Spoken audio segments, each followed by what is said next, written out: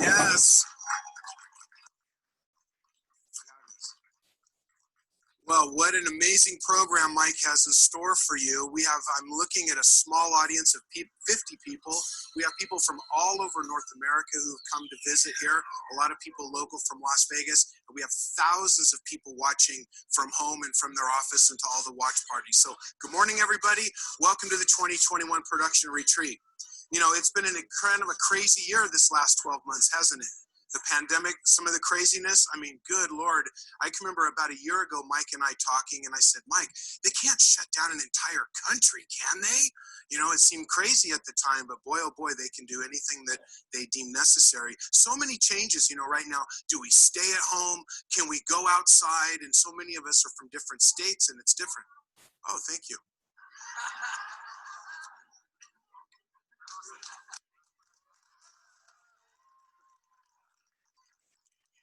All right. All right. What was I saw the countdown.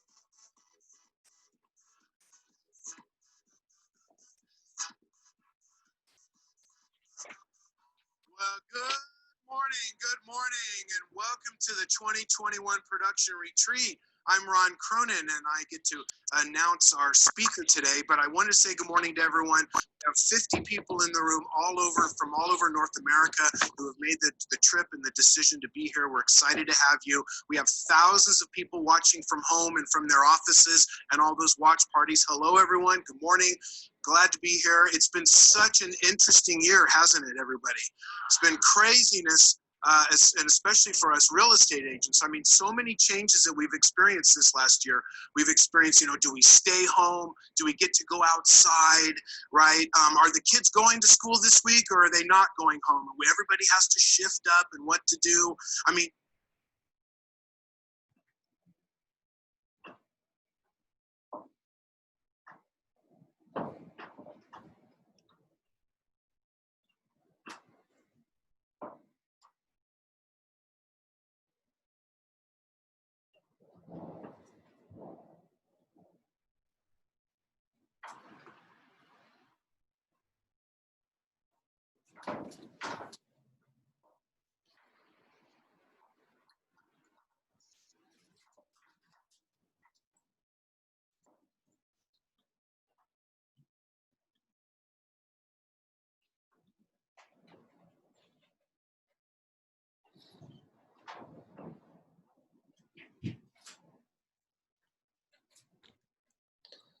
Morning. Morning. Yeah, the sound just went out. Now the video is on, so we'll see. It did this last year too. Right? Okay, well, good. And Mike's commitment to your business success is always unwavering. So let's bring him out. The authority of real estate coaching, Mr. Mike Ferry.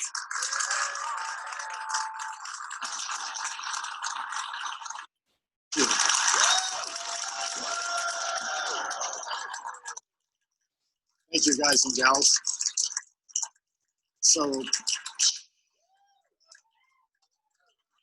the good news is I'm 6 feet away from you, okay? So first of all, it's nice to have you all here, and thanks for attending, and of course, thanks for following the protocols.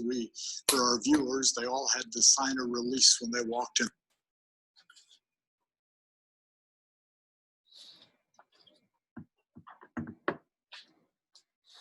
Like being in your home, in your office, or whatever place you choose to work. It's interesting because I had a great conversation yesterday with a local broker by the name of Bob Hamrick. He's a Coldwell Banker broker. And Bob and I were chatting, and we were talking about how do I start the retreat this year. And I said to Bob, I'm going to start by saying The question is, what is 221 going to be like for our industry? And I said to Bob, I'm going to give him a very specific answer, because I really don't see anything changing of consequence. We'll see a higher turnover among agents. I mean, I'm going to give you some specifics, but we're going to experience the same thing this year that we experienced last year. The only advantage is we've gotten used to how we do our business and how the world operates. It's not always comfortable. It's not always fun. In everybody's cities that there are restrictions put on by your local governments. So it's not fun, it's not comfortable, but I think the one thing we always have to remember, hopefully the decisions that are being made are designed to help us all from the standpoint of our health. But the one industry that has really not been affected at all is the real estate industry. And we're very something a little different, and I don't want you to take notes, but I started thinking about a week ago about all the people that have come across my life, and quite honestly, it's in the millions. But some of them have made a big difference. So I want to start by saying thank you to 4 men that influence me in what I do virtually all the time. Earl Nightingale, who all of you know of and of course have heard about. Mike Vance, who is the Disney character that has been a mentor until he passed away. Dr. Gunther Klaus, who is of course a very, very strong mentor in my life. And then somebody that I don't talk about a lot, but I've had him at my retreats over the years, is Mr. Larry Wilson, who is the guy that did the original writings of the 4 personality styles. These 4 guys probably had a bigger influence on me than any of the other people I've had the good fortune of meeting. But second, I want to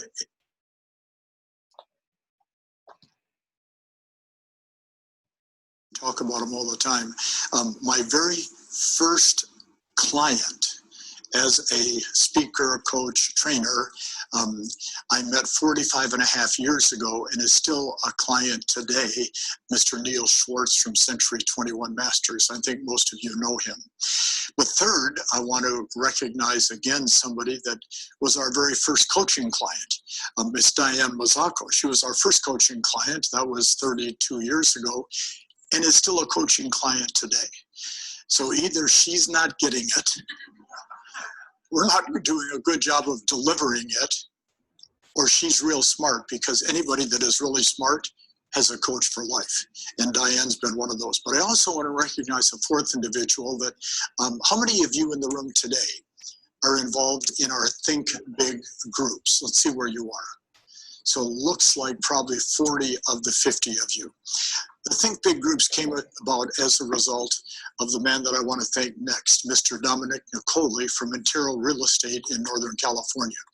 About 9 or 10 years ago, at our home in Naples, Florida, Dominic called me and said, I would like you to do something. I said, sure, what do you want me to do, Dominic? He's a great guy and a great customer. I would like you to coach me on thinking big. And I said, why? He said, you know, I'm from a very strong Italian family. And he said, you know, we're together all the time. And I'm probably the most successful of the family, which is a compliment to so many of you that are in the same situation. And he said, I need to grow my thinking. I want to live the kind of lifestyle you live. And I said, well, sell more real estate. I mean, it's not a complicated thing. He said, well, no, I really want you to teach me how to think big. I said, let me call you back.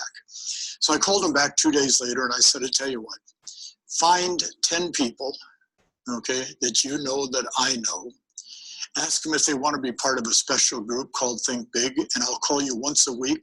We'll talk for half an hour, and instead of charging you a lot of money, Dominic, I'll charge each person a little bit. And of course, today, we now have had the Think Big groups operating for a little over 10 years. We have about 94 groups in 3 separate groups, and it's all because of Dominic Nicoli. So let's give him a nice round of applause. Dominic. Okay.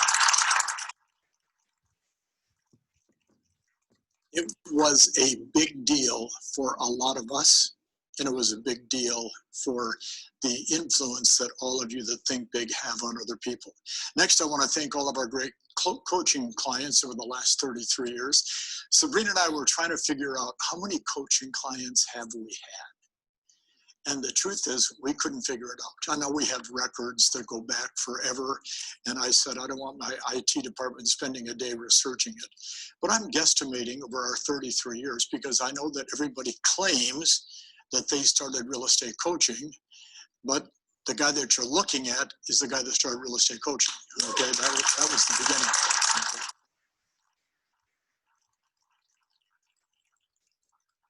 And we weren't very good at it when we started, okay, because we didn't know what it was. You know, we formulated the coaching with the clients, many of you, because many of you have been in our coaching, like my friend Allie over here. You've been in coaching for probably 30 years, I would guess. Some of you in this room have been with us for a long time.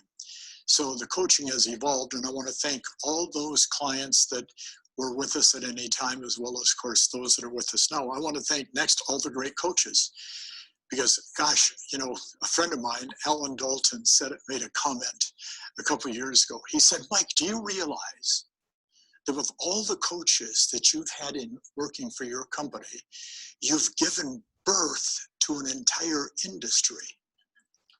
And I said, well, no, I have 5 kids. He goes, no.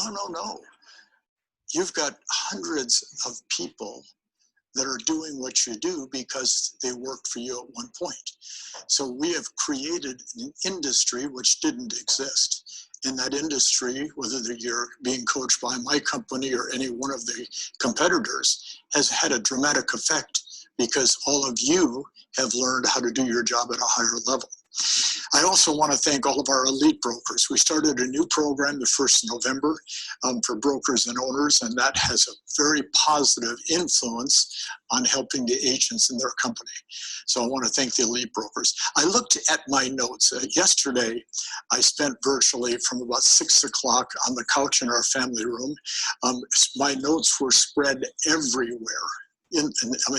When Sabrina came home from work, it was one of these, what have you done? Okay. And I was trying to get everything organized in what I thought would be a good manner for all of you and the thousands and thousands that are watching to be able to learn this material. I don't think we shared this with you. We did the Superstar Retreat last September, and of course it was delayed because of the pandemic. And you know, we worked like we do and like you do to make sure that we had a good viewership. We anticipated we were going to have 5,000 to 6,000 people watching that Superstar Retreat we did in September. We did it in this room with some of you were there, which was, thank you for coming back. They told us we had 14,000 people watching at any one given time that Superstar Retreat, which, you know, for Mike Ferry, that's a big crowd. But they were watching from 33 different countries of the world, which really fascinated me because I don't know how this whole cockamamie stuff works. So, you know, I don't know how this message got out the way it did, but we anticipate today there'll be a lot of people between Tuesday, Wednesday, Thursday, and early Friday, watching what you 50 people are participating in. And I want to say thank you to all of them. I'm going to give all of them a virtual high five real fast. Okay. Thank you.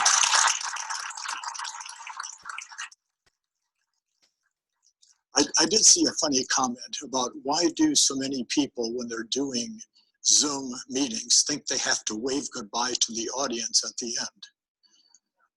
Because we never know who the audience is. Between March and December 15th, I think I did approximately 600 30 to 40 minute Zoom calls to try to keep all of our customers engaged. Because let's face it, March, April, and early May was not a lot of fun in the real estate industry. I mean, the number of transactions that fell apart in a short period of time was probably worse than 07, 08. Okay, I mean, it was tough. The number of agents that left the business was not by the dozens, it was by the tens of thousands that left the business. Your transactions in process, the transactions under contract were disappearing right off the plate. Okay, I mean, it was a tough time. And somebody asked me, what was the difference between March, April, and the first 10 days of May, and what happened the rest of the year? I said, the good people caught on to what to do. The good people said, wait a minute, People always buy and they always sell. In 2009, 2010, we hit a low point in the United States of 3.6 million transactions, maybe 3.7, coming down from the high point of like 6.5 2 years later. So even in the worst of times, people have to buy, they have to sell. Our job is to, you can't hear that with the mask on, but I want to repeat for our audience, find them, because they're going to buy and sell. Well, I kept preaching on all these Zoom deals that I was doing, that if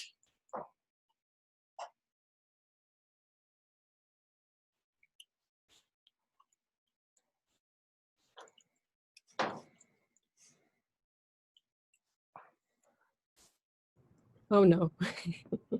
Come on. Why?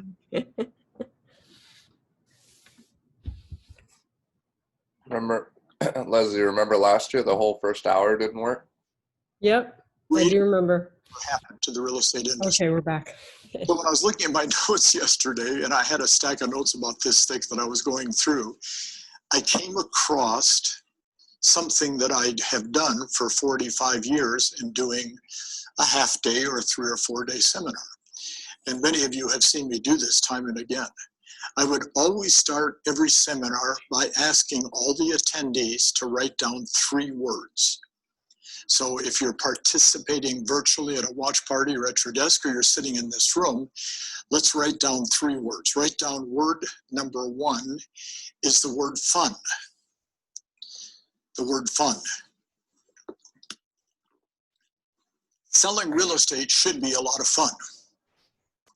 Are there days when it is not a lot of fun? Yes. Oh, there's some days when real estate is one of the most stressful things you're going to do. You know, you've worked real hard with the prospect to get a listing appointment. You've done the pre-qualifying. You've sent out the pre-listing package. You know, the appointment's at 7 o'clock tonight, and at 3 o'clock you get a text. Oh, we've listed with somebody else. That is not a lot of fun.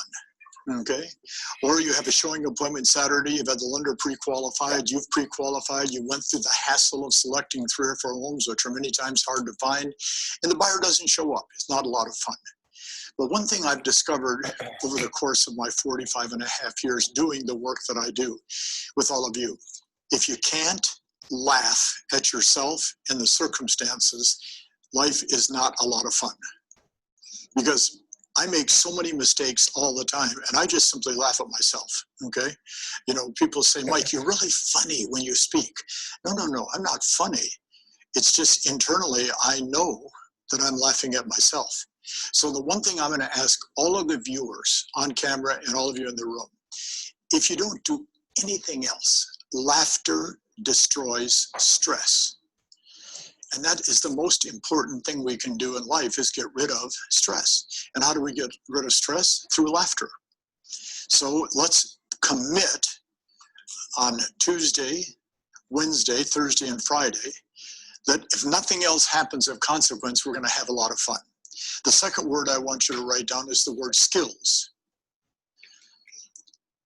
Because we know that skills are, and I'm going to talk about it a lot today and tomorrow, skills are the foundation which makes anything work. Okay, that wonderful crew that sets up this room, that are doing all the viewing or all the streaming and all the filming, it's a skill, okay? Most of you came on one of the executive vans that we had bring you over from the Wynn Hotel. Watch, driving that van, which is elongated, is not like driving a Toyota. It's a skill. All right, the person that made your clothes has a skill. The person that flew the plane that got you here to Las Vegas safely has a skill. Our business is based on the foundation of strong skills. And it's interesting because we're in an industry that does not believe that. And you know that if you watch what goes on in this industry, they don't believe the skills are the difference between high-level productivity and the rest of the world. So, you know, the MO on Mike Ferry for the last 4 or 5 years, Mike Ferry, he's old-fashioned. He just keeps teaching the same stuff. He's not willing to learn anything new. Guilty. Everybody say why.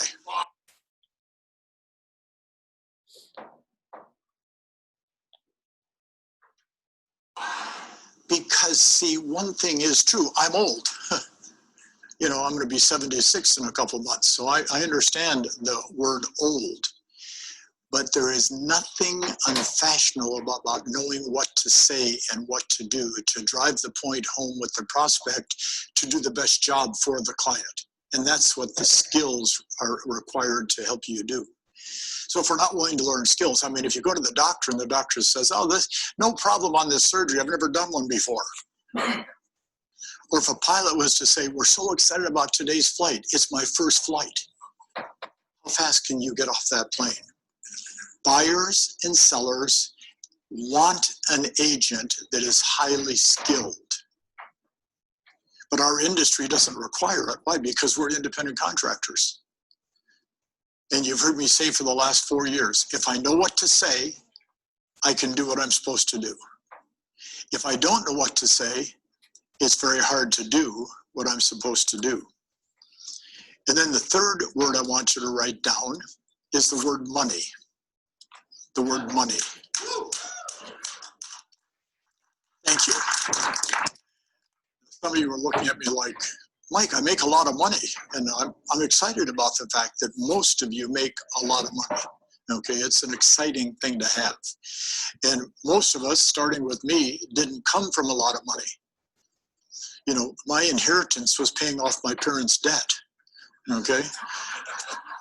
And that's not uncommon for anybody in this room. Okay, that's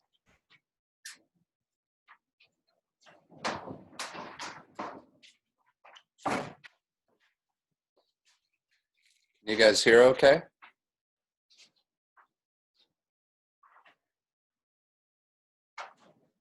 Yeah, it's saying internet connections unstable. Oh, You there he did. is. Oh, there he is again. He's back. All right. Hey, Brendan. Yep. What should we do? That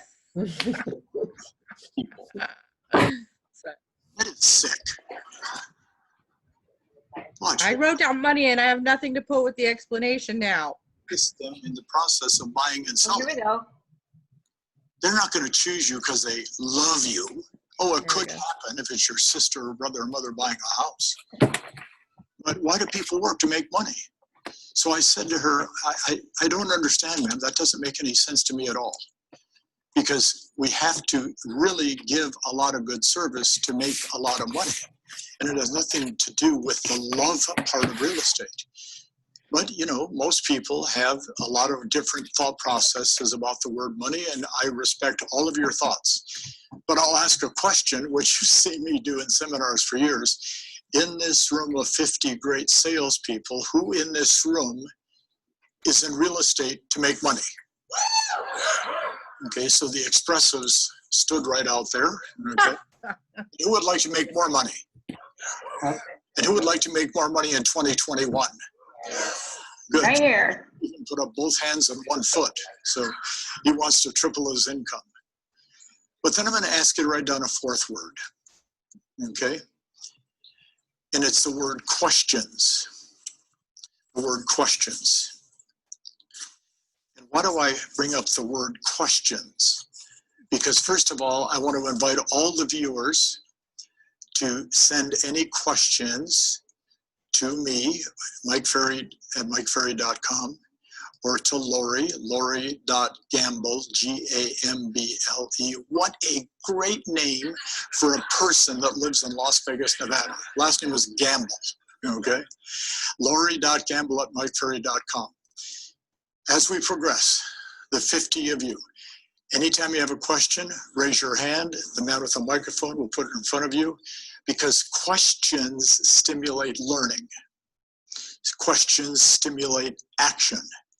Questions get people involved.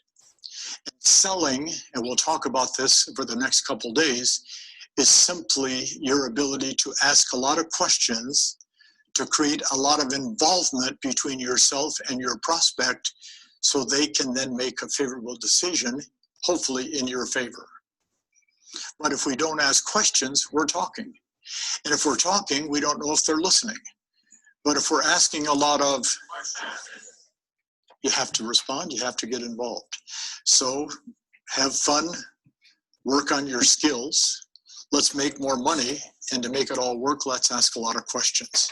So I wrote this yesterday.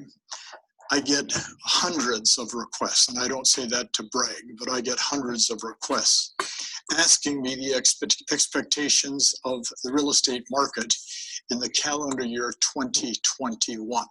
Okay, what do I think is going to happen? And of course, my joke is it's a continuum of 2020. However, there's certain things we have to look at, so I'll share this with you. I think viewers, don't get mad, but I think everybody in the room today with me is involved in our coaching. And March 18th, which was, I believe, a couple days after the president of our country, the United States, shut the country down, I sent an email to all of our coaching clients, and it was titled, "The Advantages of the Crazy Market We're Going to Be Involved in This Year." Because I looked at 2020 March as being an opportunity.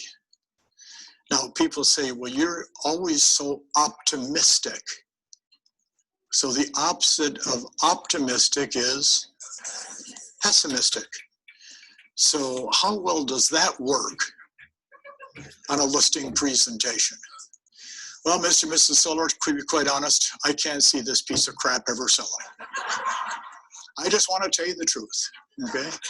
You know, your yard's a mess, the crap on the carpet, your kids are running around like crazy people, you got 3 dogs and 2 cats and, you know, a 7-bedroom, 1 bath. I don't see it working, okay? Well, you know, that kind of I was trained from age 20 on that you have to be optimistic. So I wrote this Advantages of the Market because I really believed that even though that March, April was tough, I really believed it was going to change in our favor. So here's what I wrote, okay? There will be a lot less competition as most agents are very afraid of what's going to happen this year, and that is certainly understandable. Now, for all of our viewers, okay, I'm going to cover a ton of material. If you're a viewer, next week you'll get a copy, a PDF of all of the notes of everything that I cover. Our attendees have a copy in their hand, okay? So for all the viewers, if you're not able to get everything down as I say it, it's okay. Write down key words, write down key thoughts. In fact, write down how you are going to use these thoughts that we give. But the first thought in the email I sent out was, there will be less competition as most agents are very afraid of what's going to happen this year, and that is understandable, and the turnover is going to be the highest we've ever seen. And we have seen the highest turnover, I believe, in the calendar year 2020 in the history of our business. The lifespan of the new licensee was measured in hours instead of months, okay? And of course, that is due to the lack of training. And the lack of training is due to the fact that you're independent contractors. So you have a choice. Do what the broker and Mike Ferry says or don't do it. And unfortunately, most people make the wrong choice. So what I discovered in doing these Zoom calls, especially March, April, and May, people weren't even coming out of their bedroom. I mean, we had people coming on the Zoom calls, you know, 10, 11, 12 o'clock, 2 o'clock in the afternoon, in their nightgowns and their PJs and their robe, and their hair sticking out in every direction. I mean, you know, some of the women still had their curlers in. We had people on the Zoom calls laying in bed. I mean, it was, if you folks could have seen what Tony, Ron, and I saw, it was sickening. But I kept saying it's such an advantage to you guys because you guys were looking and behaving then like you are today. So your competition in the US of 1.2, 1.3, 1.4, or 7 total agents, whatever the number is shrinking. And I kept saying to everybody, that's your greatest advantage to the market. Then I said, number 2, if you're prospecting daily, you'll be more efficient as more people are at home. The world was at home. okay? And will answer their phones as they want somebody to talk to. The biggest complaint I had from all of our great agents was the following. Mike, I'm calling 50 people a day and talking to 48. It's exhausting. I'm used to calling 50 and talking to 15. And then when the 15 I talk to, I ask a couple questions, they hang up. Now, all 48 I talk to, I can't get them off the phone. Because, you know, as I said, March, April, May, June, and July, the hardest thing that I saw in our industry was the single man or woman living home by themselves in real estate during this pandemic when they had nobody to talk to. And then I felt worse for the single ladies with kids that were now the mother, they were the father, the school teacher, the principal, and a real estate professional. I mean, it was challenging and difficult, but the good news is any of us that prospected, boing, they answered the phone. Then I wrote down number 3. You'll get more referrals because of the quality of service you offer. I kept saying to our clients, if you keep giving good service, and don't falter on your service. So what do most companies do in real estate as soon as there's a dip in economy? They cut out all advertising, marketing, and sales training. Stupid! When the economy is faltering, you increase the amount of marketing, the advertising, and the training to stimulate the activity of the agents. But our industry doesn't always look forward. They often look backward. So the quality of service, I kept telling all of our clients, you keep that quality high, you're going to do more business than ever. And we saw that take place. Then I told them the 4th thing. This was March of 2020. Your database will have more value because you'll be one of the few, if not the only person talking to these people. Now, I mean, your database increased in value dramatically. And I have had hundreds of conversations with, and Tony, I know you have, Ron, I know you have. Where's Chris sitting from Minnesota? Chris, you've seen the same thing because these people are also coaching for us. The value of that database to our coaching clients is probably one of the most critically important things we have. Then I said to them, letter E, you can strengthen your skills as you'll have more time working from home and in most cases, less distractions. So, you know, your 30 to 40 minutes a day of role play and practice, if you're living in your home by yourself, I mean, there's nothing to distract you. So I challenged all of our coaching clients in March and April to work on your skills more than ever before. And then I said, letter F, you can strengthen your mindset because there's nothing better than the courage you'll develop when you keep reading and planning each day more effectively. I kept telling everybody, read more books, read more books, read more books, read more books, participate in your mastermind group, get stronger in your accountability with your accountability partners, spend more time with your friends that you role play with and be more intense on your role play. And all of that is what created so much success so many of you had. And then I put down the last advantage. Interest rates are going to keep bringing buyers into the market, which means if you list property for sale, you're way ahead of the game and you're almost guaranteed an immediate commission check. Was that point valid, yes or no? Yes. I mean, that was probably the most important point I kept stressing starting the 1st of March. So we used to have a 3-day listing program that had some kind of a wonderful name. And we changed the name of the listing program and we strengthened it dramatically. And now it's just called List to Last. If you want to last in real estate, you better know how to list, or you're going to be a 5 to 7, maybe an 8 to 10 deal a year producer for life. And there's nothing wrong. There's nothing wrong if you want to do 5 deals a year. I mean, that's how this industry is made up. However, you're not going to make a lot of money doing 5 deals unless each house sells for $5 million, and there's only a handful of those annually. So we have to understand that if you're going to become great, you have to learn to list property. Now, you and I both know the skill set of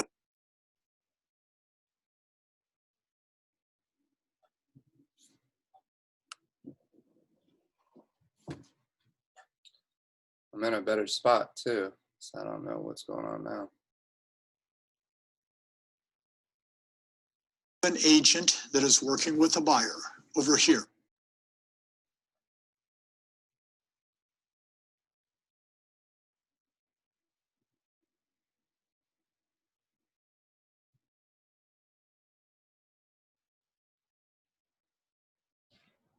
It was getting good. What happened? I don't know. Is the company We have access to it for 7 days after it's So done. that'll be good. Good. They just sent over the phone number for you, Les, like their contact info. Oh, yeah? Oh, thank you. You're welcome. Come on, Big Ferry, get it together.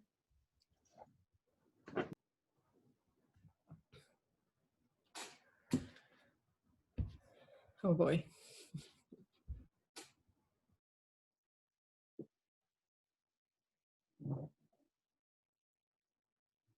Okay, so what's your best takeaway so far, Leslie? For me, I liked how you mentioned about the skills, right?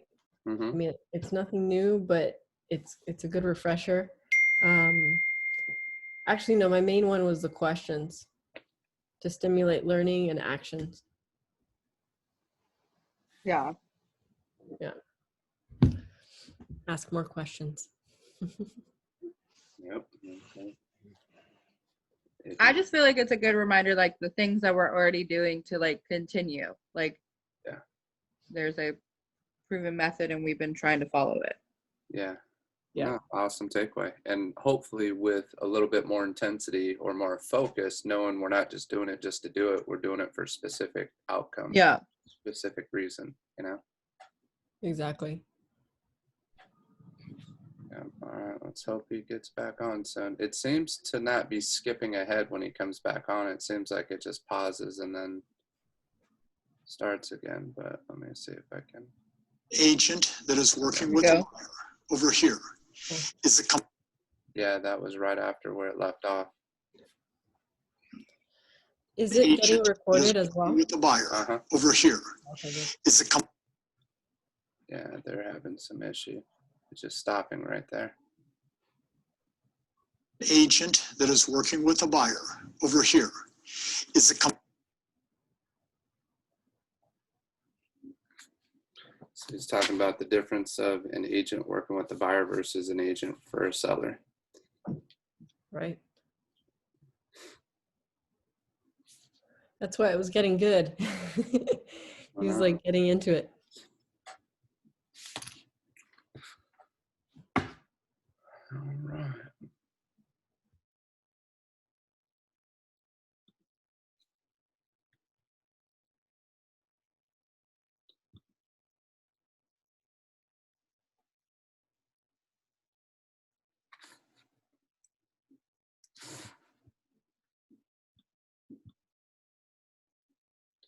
All right. is the company Yeah, it's the same spot.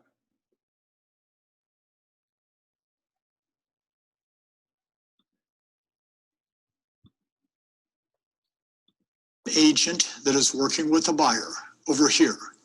Is the company Yeah, it's weird.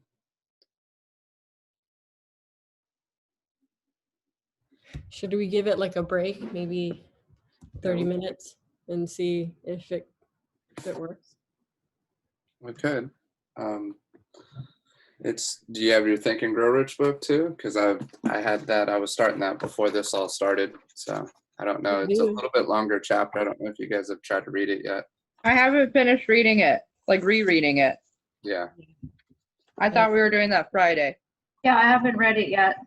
Yeah. No, we are. I brought the book just in case. You know what I mean? In case Yeah. you need to, so that we could read through it. It's a long chapter, isn't it? Yeah, it's a longer chapter. You definitely want to get a head start if you can and just start reading, even if it's just a little bit at a time. It's a lot of good information. I started, I don't know, I'm trying to think when I started, but I've just been reading a few days, just a few pages a day, and it's good. Yeah. Good information. So Mhm. I mean, if you have to read it all at once, it's all right, but it is a little bit longer chapter than the last one. So this one seems to be, at least in the small book that I have, it's over 20 pages. Yeah. Let's see, it's from page 20. Oh, I like it. This one gives you homework to do. Like it tells you to do certain actions, you know, like, yeah. I remember this one. Whoa. Yeah. What I wrote, okay? There will be a lot less competition. So we used to have a 3-day listing program that had some, and we strengthened it dramatically, and now it's just called List to Last. If you want to last in real estate, you better know how to list, or you're going to be a 5 to 7, maybe an 8 to 10 dealer or producer for life. And there's nothing wrong. There's nothing wrong if you want to do 5 deals a year. I mean, that's how this industry is made up. However, you're not going to make a lot of money doing 5 deals unless each house sells for $5 million, and there's only a handful of them. Yeah, it still stopped at the same spot. Maybe it has to just load throughout the whole thing. Possibly.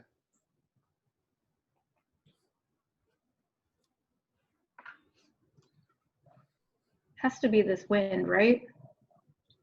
Yeah, I mean, they're doing it out in Vegas, so if they got the wind out there, but yeah, the wind out here is crazy. I don't think it's an internet connection now. I was in the garage, and it was showing unstable connection, so I brought it to my bedroom, and seems to be pretty strong signal now. Okay. But I think it's on there. And like I said, last year, it took a whole hour before it worked. And we had to start from the beginning an hour late. And then it worked after that. But they were having issues just because it was the most amount of people they've ever had logging on to it. You know, they had their IT people working on it. Nothing wrong if you're going to be. Same thing. I can try to see if I can re-log into it, see if it makes a difference.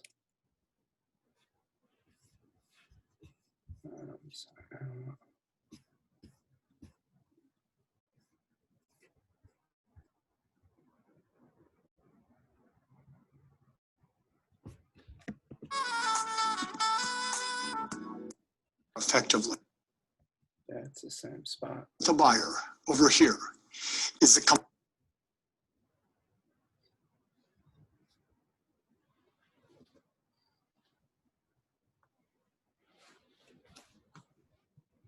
I'll be right back. I guess.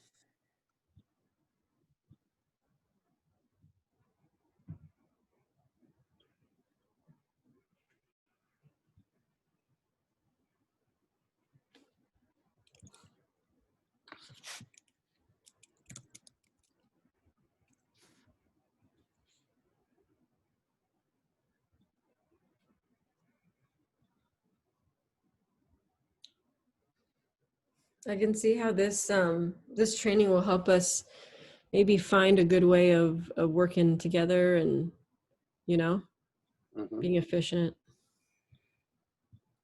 Absolutely.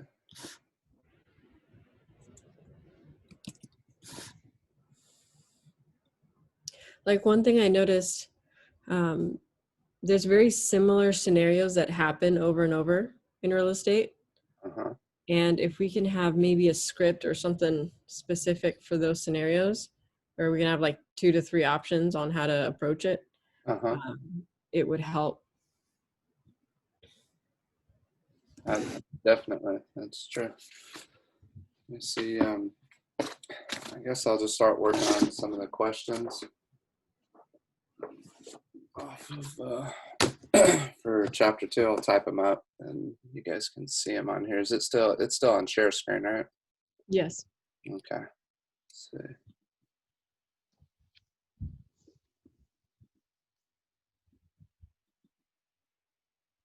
Just while we're waiting. I know you have. Ron, I know you have. Where's Chris sitting from Minnesota? Chris, you've seen the same thing because these people are also coaching for us. The value of that kept stressing starting the 1st of March. So we used to have a 3-day listing program that had some kind of a wonderful name. And we changed the name of the listing program and we strengthened it dramatically. And now it's just called List to Last. If you want to last in real estate, you better know how to list, or you're going to be a 5 to 7, maybe an 8 to 10 dealer producer for life. And there's nothing wrong. There's nothing wrong if you want to do 5 deals a year. That's how this industry is made up. However, you're not going to make a lot of money doing 5 deals unless each house sells for $5 million, and there's only a handful of those annually. So we have to understand that if you're going to become great, you have to learn to list property. Now, you and I both know the skill set of an agent that is working with a buyer over here is the I thought it was going to do it. I had a feeling it was going to work. It might just be like last year or last year. Yeah. You can We plug just had it to in give it some time. Yeah. I remember this chapter now. These questions. Yeah.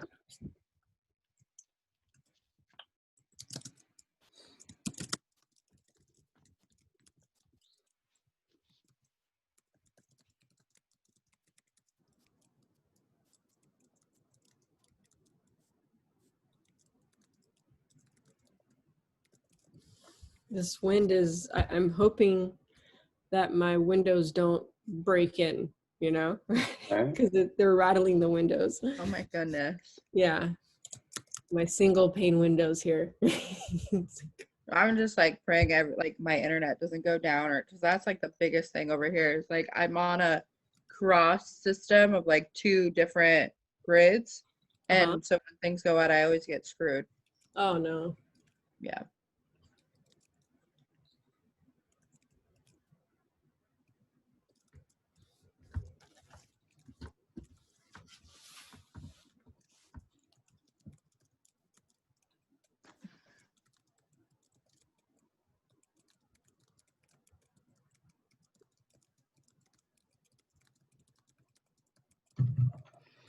What did I miss? Nothing. Okay. I thought I heard it come back on, so. Yeah, we kept trying to restart it just to see. Bad start. Am I writing these questions down? No, I'm going to email these out. I'm just typing them just so you guys can see what this chapter is about for Okay. Think and Grow Rich. Okay.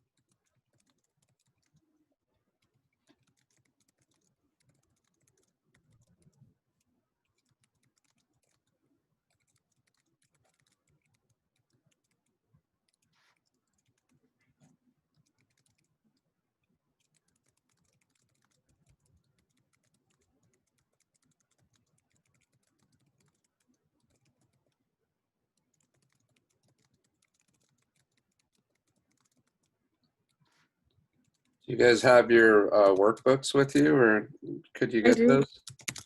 those? Yes, I do. While we're just waiting for it, we might as well start on the statement of desire, the steps for it, for just attaining anything that you desire. It's like just a critical part of it, and we don't have to do it all right now, but at least getting familiar with it and eventually typing it up would be really good, because part of the steps is to read it first thing in the morning and right before you go to sleep. Right. And we did this last year, and it was just crazy how it worked.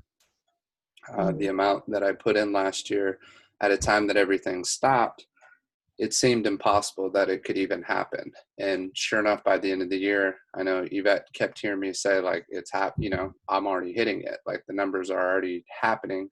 And it was like 3 months that there was just an explosion in terms of business. So I definitely want to make sure we go through those steps. But these are the questions here. I'll just read them out loud. This is just for chapter 2 for desire. But yeah, if you guys have your workbooks, if you can get those, and then we'll start on the first part of it while we're waiting for this. Does that work for you guys? Yes, it does. Cool. Just so we can get a head start, since we took last week off too. All right. So for the first question, just what's the most helpful idea from the chapter for you? How can you apply the story of the burning ships to your life? 3, have you created your statement of desire? If not, please do so and record it on page 8. That's just off of this book here. Does your statement of desire accurately reflect your burning desire? Then Napoleon Hill writes, remember too that all who succeed in life get off to a bad start, pass through many heartbreaking struggles before they arrive. The turning point in the lives of those who succeed usually comes at the moment of some crisis through which they are introduced to their other selves.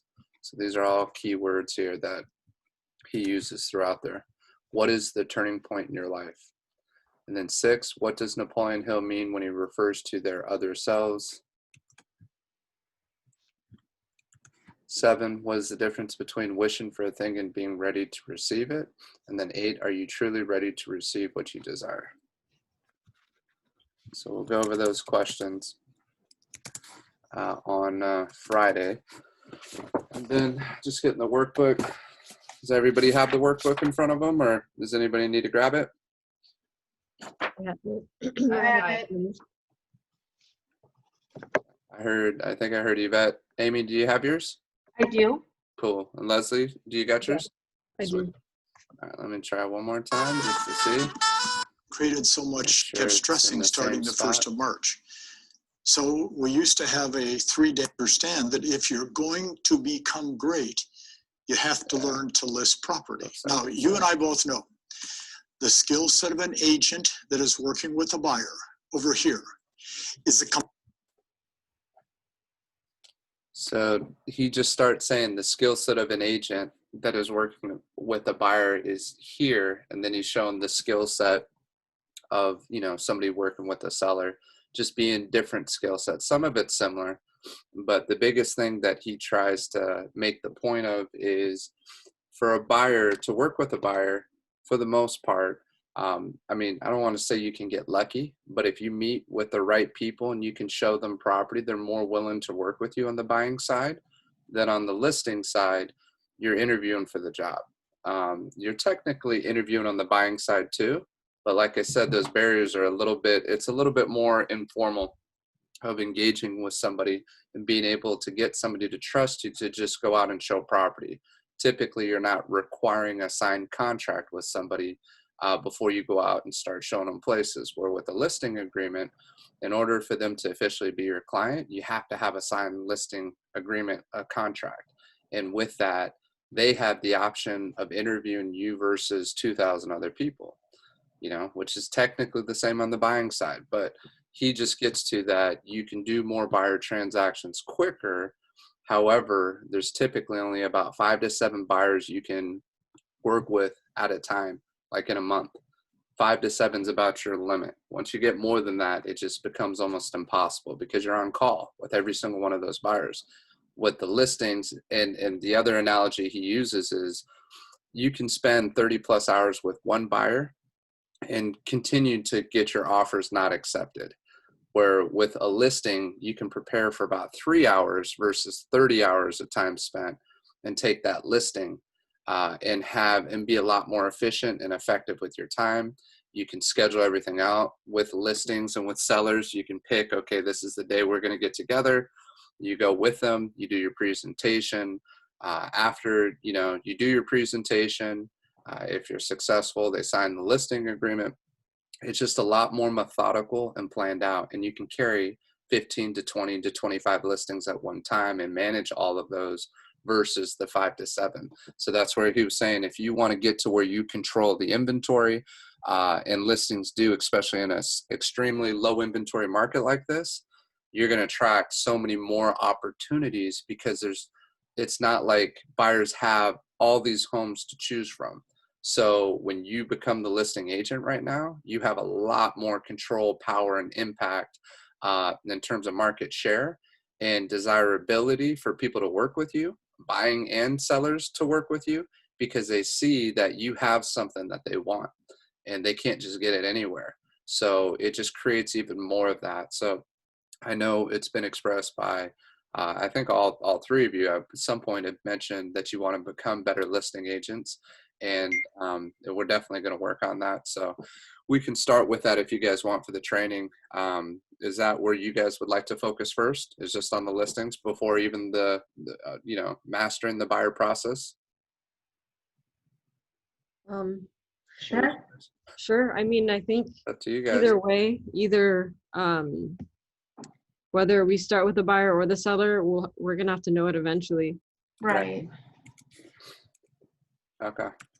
Well, if you guys want to do it though, just because we're building on it from here, we can do, the listing process. Those opportunities typically don't come up as often as buying opportunities, especially with the internet leads that we have. How many, Leslie, what would you say in terms of the leads that you're working with right now? How many could buy in the next 30 days from the buyers that you're working like pro agent? To be a little more specific Uh-huh. with actual clients, I would say maybe 3. Okay. But and one potential listing. Good. So one potential listing, three buyers you would say within 30 days? Within 30 days, yeah. Okay. So now what about within the next 90 days? How many would you say? Like buyers? Yeah. Let's see, I recently got a couple buyers that reached out that I've been keeping in contact since last year. I don't know, like maybe 5 or 6. It might double. Okay. So about 5 to 6 in addition to the 3, you would say? No, including the 3. Okay. I'm talking more like numbers that I can see right now, but I have no idea what else will pop up in the next 30 days, Right.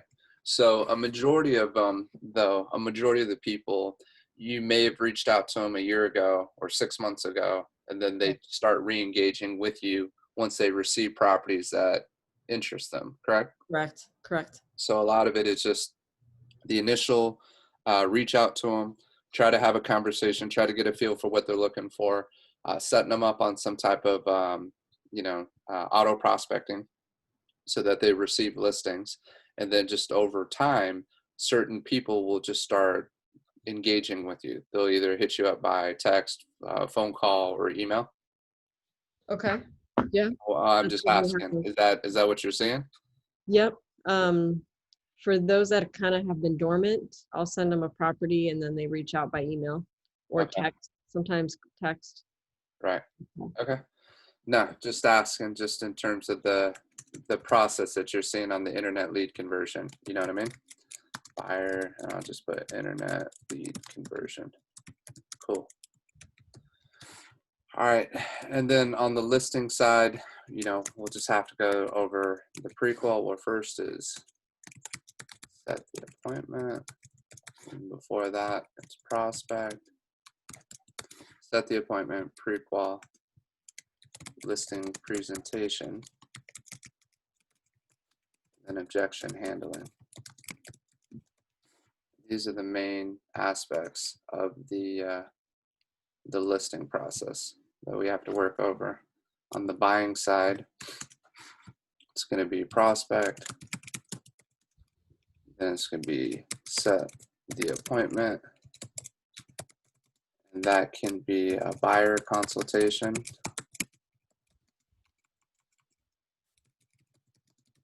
first time buyer class,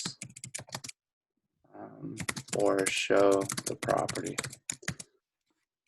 So your goal is to meet face to face. Okay, so you set the appointment. You can pre-qualify the appointment.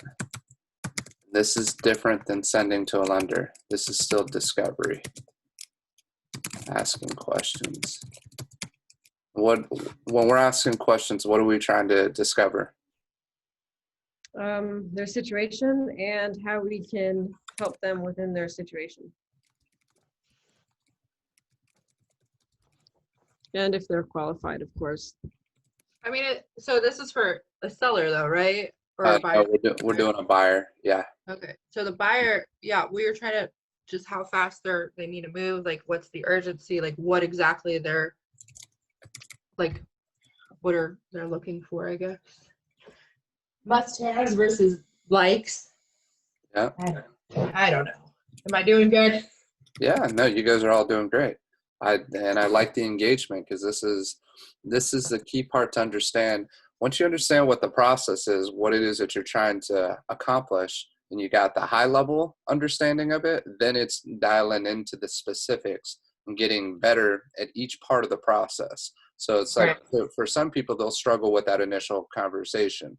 For others, they're great with the initial conversation.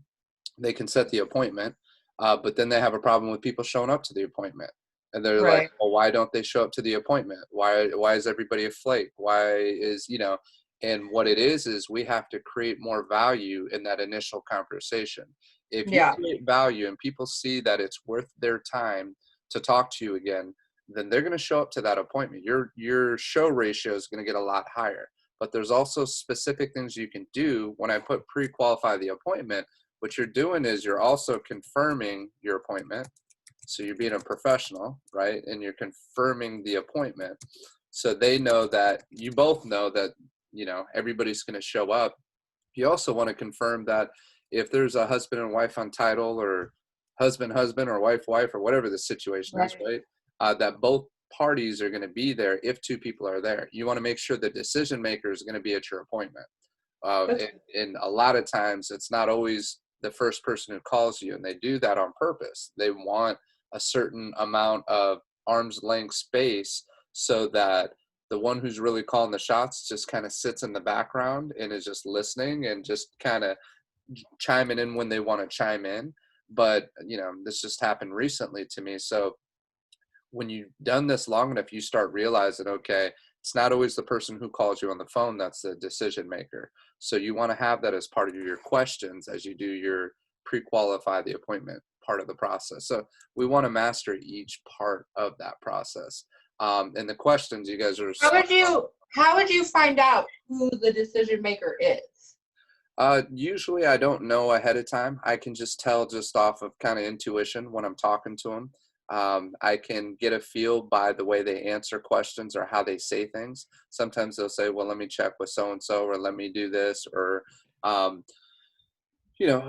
don't know. It just comes through as I ask questions. I can tell who really is the one who calls the shots. I'd say 9 out of 10 times it's the wife who's calling the shots, and there's a lot of times the husband tries to act like they're the ones who's calling the shots, but you can tell who's doing it. So really wears the pants. Yeah. Is there a way to ask that question, or is that kind of rude? No, what you can ask them is, you can say, so if you can pull up on the title and you have it up and you see it's a husband and a wife situation, then you just ask them, say, will your spouse be there as well at the meeting? So you can ask in a way like that, and they could say, no, they're going to be working, they're only available on the weekends. Then you may want to because sometimes you only get one crack. You only get one opportunity to make an impression. And you really want to trust that the person you spoke to, who isn't the decision maker, is going to do the right job of being able to relay to the actual person you want to be in front of. And the answer is no. You want to make that impression and be able to ask the questions directly to the right people. So usually you're going to have that as a question on there. So what I'll do is when I confirm the appointment, I'll almost always ask, and sometimes I don't even know, I don't even have a title sheet. I'll just say, is it you and your spouse on title? And if they say yes, I say, okay, is your spouse going to be there? Or, does your spouse plan to be at the meeting tomorrow at this time too? And most times they'll say yes. It's very rare that they're like, no, that person's not going to be there. So once I hear confirmation they're both going to be there, I'm good. And then I can move. What do you do if they're like, oh no, they're at work? Or you're like, oh, well, let's reschedule it so you both can hear this? It all depends, depends on what the situation is. And if it makes more sense to be in front of both of them in that situation, and I can tell, and I don't want somebody just trying to relay the message, then I will, adjust it so that the other person's going to be available. It's a pretty important part of the process to be in front of both people, especially the one who makes the decision. Sometimes you can't tell. And sometimes you'll think it's one person, it's actually the other person. So the ways that my presentation has evolved over time is when I ask questions, I ask both of them, regardless of who's dominating in the conversation or who seems to be controlling the answers. I want to make sure that I'm including both of them. And I could tell sometimes husbands get like offended by this, or like, I don't want to say offended, but they want to be the one calling the shots and controlling what's being said. And I really don't care, to be honest, when that's the point, because every time that I've included the wife and gone over, it's usually been to my benefit. And what it also shows the husband and the wife is that there's times that they don't realize that they both have a different want, or they both want different things or have different expectations. So now you're actually helping them in the process understand some of the big hurdles of why people don't buy and sell. It's because the husband and the wife are on two different tangents. So that's why it's critical to ask the same question in both. You can ask and say something as simple as, let's just say Leslie and Yvette, right? You're going to be a husband wife for this scenario, okay? So Leslie, you're the husband, and I'm speaking to you. Say you're controlling most of the conversation. I just asked you, Leslie. So what are your expectations in the agent that you look to hire? Or what are the expectations? What are you hoping for in terms of as you're looking to hire somebody to represent you in the sale of this process? And then you give your answer, right? And then I'm listening to it. I'll repeat and affirm, say, okay, so you want somebody who's honest. You want somebody who knows this local market very well and can make sure that they can get you every penny in the sale of the home and understands all the different differences of what you make. Is that correct? And then, you say, yeah, that's exactly what we're looking for. And then I'll move over to Yvette and I'll say, Yvette, share with me, what are you looking for in the agent that you look to hire, right? And then so by doing that, I'm showing that I'm asking the question, I'm listening, that I'm asking Yvette the question, and then let's just say her response is something to the effect of, well, we've lived here for over 20 years and our babies grew up in this house. And, this is a very personal home to us. And we really want warm people. We want somebody warm representing us. And we want, warm people to come in, basically. That's what we're hoping to sell this to somebody who has a family or somebody who really is going to, cherish the home the way that we've cherished it for the last 20 years. And this is a real scenario that I'm giving you right now by asking this question twice.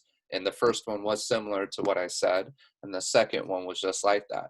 So when I repeated and affirmed that, I knew by that question to both of them that I became their agent by asking and caring and just taking the time to find out, what are they looking for? Who are they looking to hire?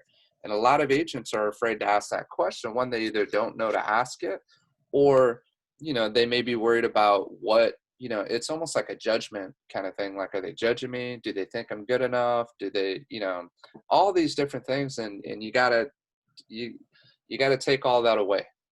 not be afraid of whatever an answer is. And the more that you discover and the more that you ask the questions, now you can tailor your presentation exactly towards the answers that they're giving you. You know, and it's not just like, oh yeah, I do that, oh yeah, I do that too. You know, I'm that person.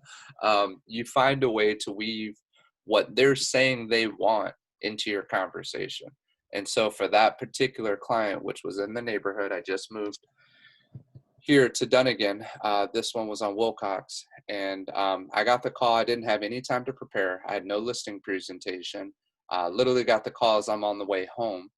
So I go over, and I was actually doing my dad a favor because they were going on their first 30-day cruise. And my dad had met this guy at one of his open houses. They hit it off. So the guy wanted to hire my dad.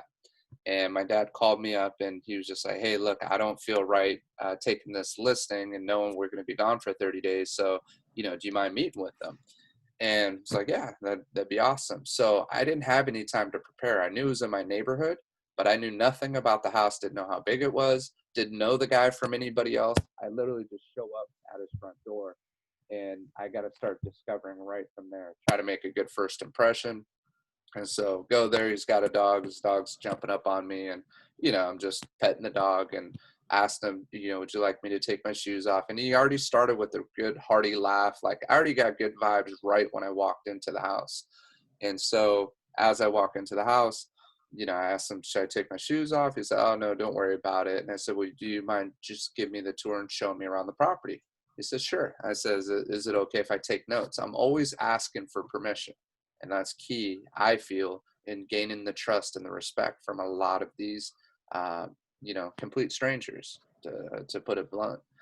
So I walked through the house. I got my journal. I'm just taking questions or asking questions. And it's just like, and he's pointing out, oh, yeah, so we did this addition here. I was like, great. About what year was that? And I'm always asking, when was everything? Okay. Any issues with the roof? No, but it's an original roof. It's almost 30 years old, and I'm just writing notes on everything. You know, kitchen was recently done. It was done like 5 years ago. It's got a warranty, a 10-year warranty on it. So I'm just writing. We literally go through that process. That's almost a 45-minute process of going through the entire house. Finally, after that all wraps up, I asked him, I said, you got a few more minutes for a few more questions? And he said, absolutely. And then he's like, would you like to sit at the dining table? I said, sure. So you always want to end up at like a dining table type setup. And so I end up there, and I'm there with him and his wife. And he had told me, he said, look, we're going to interview 3 agents. It's going to be you. And I just asked him, I said, do you mind sharing with me, who else are you interviewing? And then he was just like, yeah, my pastor. And then what was the third one? Third one was Bob Doherty. And I knew Bob had a reputation, had been doing business, you know, for quite some time in the area. So it sounds good. They're like, yep. So we're not going to make any decisions right now. You know, we're going to do our due diligence. We're going to interview for about a week, and then we'll let you know. So that sounds great. But I don't end it there. I keep asking questions. That's when I started, well, you know, share with me, what are the expectations and what you're looking for in an agent? And I did it with the husband and the wife, and they gave their answers. Then, you know, by them giving their answers and the husband saying specifically he wanted an area expert, the one thing I was able to plant the seed with both of them is that nobody was going to be more committed than I would in making sure they made every penny for the sale of their home, because I lived in the neighborhood and I owned a home in the neighborhood. So it was in my best interest to make sure that they've made as much money as humanly possible. Does that make sense? Yes. Yes. So that was the nugget that I was able to pick up from that by what they shared with me. And I was able to really build my whole presentation around that. And I can't make it sound like it was this overly complex presentation, because it wasn't. It was very simple. But what I learned from Ken Gretsch, was to make it a 2-part appointment. So once I had the courage to ask the question, okay, who else are you interviewing? And I knew who my competition was. And I didn't really fully know who the pastor was, which later on come to find out I knew him really well.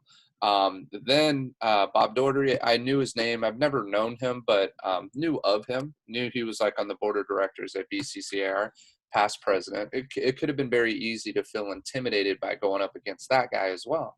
And they had shared with me that the pastor had given him some tips on what to do for like termite work, and, you know, helped him plan about a year previously. So that was the guy that I thought was going to be my biggest competition. So long story short, once I found out, you know, I saw it like on a Tuesday. I set my follow-up appointment, I want to say on Thursday. I tried to shorten it as much as I could. I did want, and I've heard people say, be the last one to so you want to be the first and the last to see them. But for me, it was more important that while I had a good first meeting with them, that before they saw anybody else, I wanted to have my second meeting where I came in with the price and the paperwork and more information. So I set the second appointment up on that Thursday. On that Thursday, I show up with the listing agreement. I showed up with the Flex Market Summary Report, the CMA. That was just a one-line report, black and white, no photos, just showing the list of the active pendings and the solds, average days on market, all that stuff was on that Flex Market Summary Report. And then my track record, whatever I had recently sold. So those were the only documents I brought. Nothing, no photos, no brochures, no fancy listing presentation. And mind you, this was when I was managing over a C21. I had everything. I had the big fancy brochures. I had all the crap. If that's what I wanted to bring, I didn't bring any of it. Why didn't you? Because I didn't need to. And Okay. I also wanted to prove to myself that I could do it all based off the conversation, not off of some shiny presentation that was really, to be honest, it's all just a bunch of fluff for the most part. Like, yes, it can look nice. It could look professional. Berkshire's got a beautiful presentation. C21's got a solid one. The different companies have them. And for these agents, they feel like this is their bread and butter. But what I've found out is that because they use those presentations as such a crutch, most of them don't know how to properly go all the way from beginning to end, and they bore the crap out of the client. The other thing is they're weaker at their presentation because they're so dependent. I'm talking top agents. This is when Troop first switched to C21. I remember going to a top agent in the Thousand Oaks office, and I won't say her name, who she was, but she basically just opens up to me, and she's just like, yeah, I just lost this listing. I don't know this new presentation when we switched from Troop to C21. And she's like, I don't know it the way I knew my other one. And I just looked at her and I was like, what do you mean? She's just like, I don't feel comfortable with this new presentation. I don't know all the pages in it. Like I can tell my presentation was weaker. And I was just like, you're this name, right? I said, you know, everybody knows who you are. You have the name, you have the reputation. Like, basically, what are you tripping on the listing presentation for? You know, like you know who you are, and they should know who you are, and you go through and you do your presentation. And the light bulb that went off on me was I realized that even the best of the best agents out there sometimes can become complacent, number one, but two, become so feeling that they're limited by their presentation, their actual physical hard copy presentation. From what I was learning from Mike Ferry, from what I was already practicing and understanding in the process, I started realizing that it was so minimal. And sure enough, after we had that talk, that agent told me right afterwards, she was like, yeah, I nailed the next presentation, because she just went in with a different level of confidence and a different focus. Not that she was all that and that she came in cocky, like, yeah, I'm so-and-so and you need to list with me because that's who I am. But instead of thinking of, oh, I don't really know that presentation, you've been doing this for how long? You've been, you know people, you know what questions to ask, you know what to go through. Like, it does not matter what's showing up on the pages of a presentation. So it was kind of almost like a challenge to myself to see.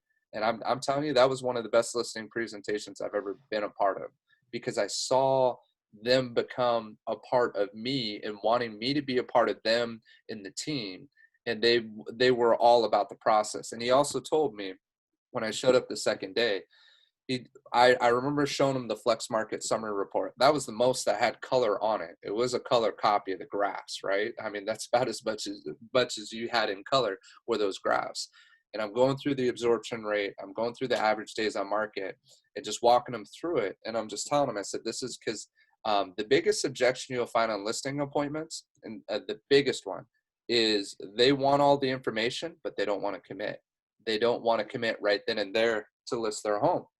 They want an excuse. Well, we still got to fix this, or we have to wait for this to happen, or we're going to do, we're thinking about 3 months from now, 4 months from now, because such and this thing has. They always have their excuse ready because they don't want to have to commit to you right then and there at the listing agreement. So when you get good at this, the biggest thing to be able to do is show the urgency to them of what we know right now, where the market's been, where it's at now, and where it's heading. And nobody has a crystal ball to know for certain what's going to happen 3 to 6 months from now. But I can tell you what you can get for your house today. I can tell you what we can get even possibly next week. But even tomorrow, everything can change. And when I mean everything can change, all it takes is your neighbor to put their house on the market and put it at the wrong price. That dramatically affects you listing your house, because now people are looking tick for tack. Where you had no competition, now you have competition.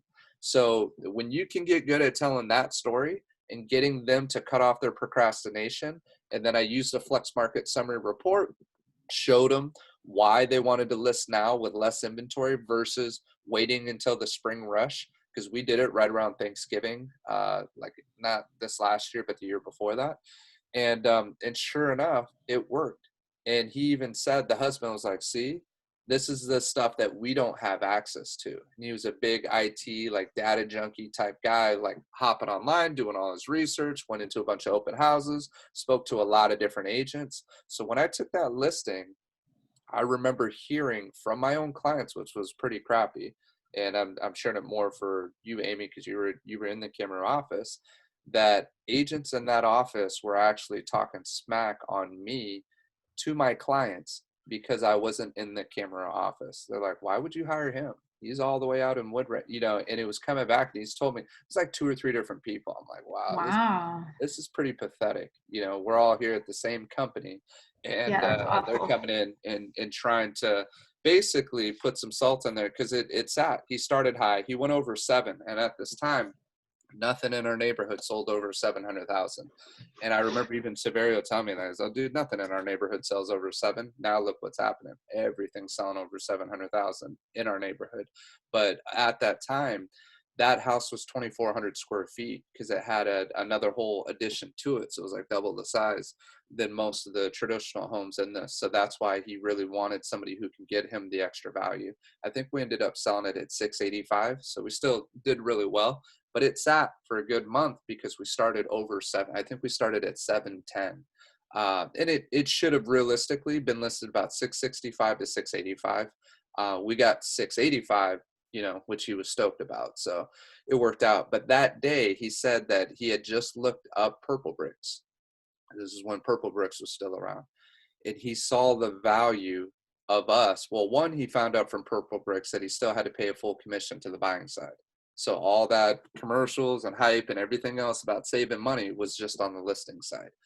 And he was able to see that. And once he realized he still had to pay 2.5 on the other side, he realized it wasn't that big of a savings to try to go to Purple Bricks versus hiring me. So he told me that morning, that he had looked into Purple Bricks. So it was more confirmation that the process that I took and the way that I did it was highly effective.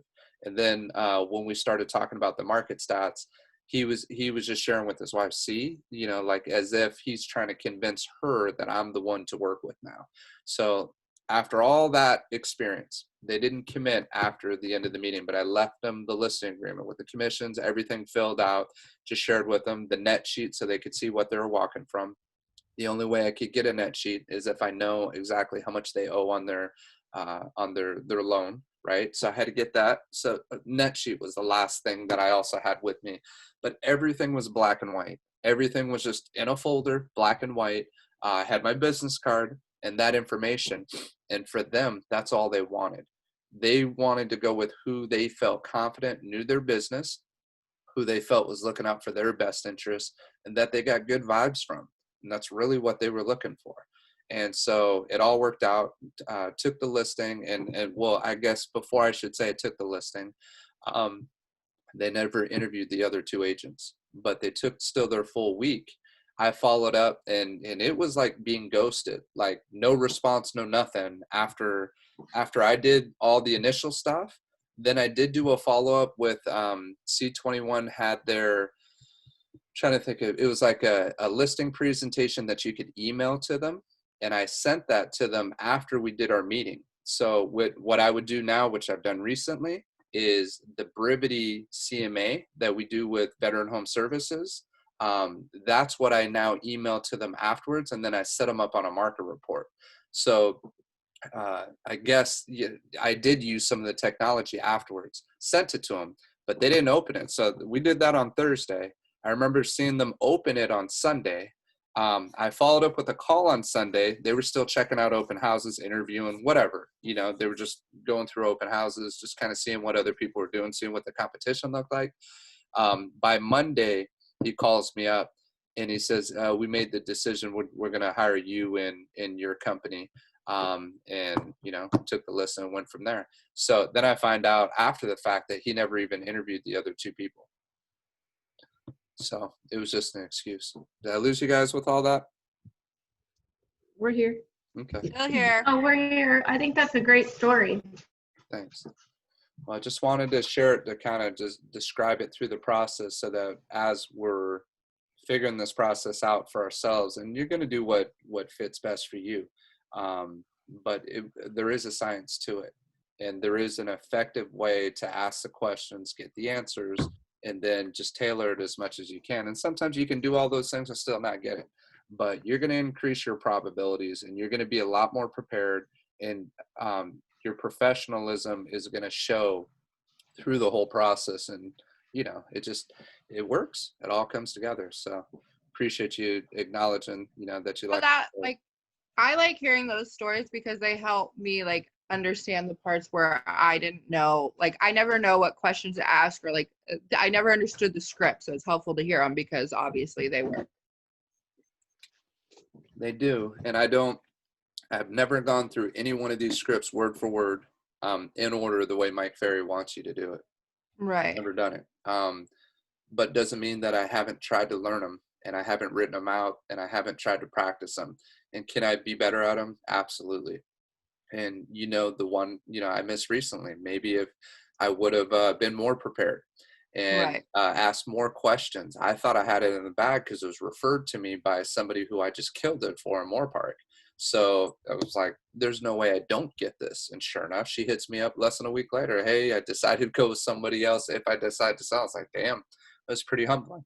But all it was for me was a fire under my butt to know, okay, don't get complacent. What do I need to practice? What do I need to do better? So the next time that I was face to face with a potential prospect, you better believe I kept drilling with questions after questions after questions after questions. And that's the one thing Mike Ferry will talk about as you hear all of this is there's really never too many questions. If anything, most times you stop asking questions too early. And you should always be discovering and asking questions and listening, repeating and affirming so that they can tell you're a great active listener to what they're sharing with you. All right, let's see if this thing starts. Go ahead. Real quick. So I guess viewing it from a different perspective, right? For example, a lawyer that goes into a courtroom and needs to ask the right questions, right, to the person on the stand. They know their situation well before they actually have to ask those questions, right? Would you say that there's more confidence in the pre-qual after you do the pre-qual than just showing up? Absolutely. For me, there's two key components that I've learned in what I try to do through the process. So the first thing that I always remember is whoever meets face-to-face wins. So if you kept that as a rule to yourself is remember that to win the game, to win in real estate, first to meet face-to-face wins, okay? And all that means is get your butt in front of them face-to-face, however it is, whether it's through Zoom, whether it's in person, get in front of them. So you're setting the appointment, period, right? And if it's going to be too much, sometimes if that guy called me It was like, hey, come check my place out. And I'm coming home from work, and I'm not prepared. I don't have a listing presentation. I don't have a listing agreement. I don't have anything. I don't even know anything about the property. And I were like, well, let's set that up for tomorrow. You know, I need a little bit of time. Let me ask you some questions. And I start running through these questions. Do you know how awkward that would have been? Number one. Number two, he may say, screw it, I'm not going to have you come over. I already got a pastor and I got another person who I've been referred to. You could blow everything. So you got to seize opportunities, whether you're prepared or not. And you have to trust. And that's why we're going to practice, so that you know on the spot that when you go into any given situation, you're going to know how to navigate through that situation. You're going to know what questions they ask. And now when you kind of learn the secret that you don't have to have all the answers on that first one. And even though when I met them face to face, I was able to do all my discovery there, it was even better than being on a phone call, as long as I could just sit there and write all my notes and take really good notes. Now, one other thing that I have to confess in this situation is I did it also for myself, where I recorded the whole thing. So I have this recorded somewhere. I got to find it. But I recorded that entire conversation. I put it in my pocket, so it's a little rough, but I had my phone. I put audio recorder on, stuck it in my pocket, and recorded the whole thing. It was so cool before the second time that I met them, because I did all my discovery, recorded it all. I re-listened to it, I want to say at least twice, before I re-met with them on Thursday. And I swear they thought like I was like a genius, or like I could remember every single thing that they said, because I'm re-listening to it over and over and over. So by the time I showed up to that presentation, I knew exactly how I was going to handle it. I knew what objections they were going to have. I knew how to overcome it, but I also knew not to push too hard. And I trusted. It was actually something that George had told me a while ago. I picked it up from one of his meetings, and he said, persuasiveness is a lot more long lasting than manipulation. Manipulation, it's the same skill set, but manipulation, the difference between manipulation and persuasiveness is manipulation is for my best interest, the person who's manipulating. Persuasiveness is for the other party's best interest, even if it's against my wishes. That'd be like me telling a seller, oh, you really want to go with Purple Bricks because they're going to save you a lot of money. I charge you way too much in commission. I'm really not worth what, they can do everything that I can do. You might as well save the money. That would actually be persuasive. I'm talking them, I'm persuading them, I'm influencing them to make a decision that's actually contrary to my best interest, but could be for their best interest. Now, I don't truly believe that Purple Bricks would be the solution, so I wouldn't recommend that, but that would be an example, right? So I knew that I was extremely persuasive in the process, and I just trusted it. And at the end, I just left my listing agreement there. I said, hey, it was a pleasure meeting with you. I would love to work with you. You guys let me know. I'll start calling. And so I start trying to do certain closing techniques, like let me know, because my photographer is booked up. He's extremely good at what he does. So sometimes I need to give him 2 weeks heads up. So let me know what days and times are available for you, so I can get that photographer out there. Knock on wood, I've never scheduled a photographer and not gotten a listing. So when I start scheduling that, that's a kind of a sly closing technique that says, hey, you guys ready to get this ball rolling? Okay, when can you have this house ready? When are we going to get that set up, right? So Leslie, you've seen it firsthand when we did it on Fernwood, where they said they weren't going to list for a year.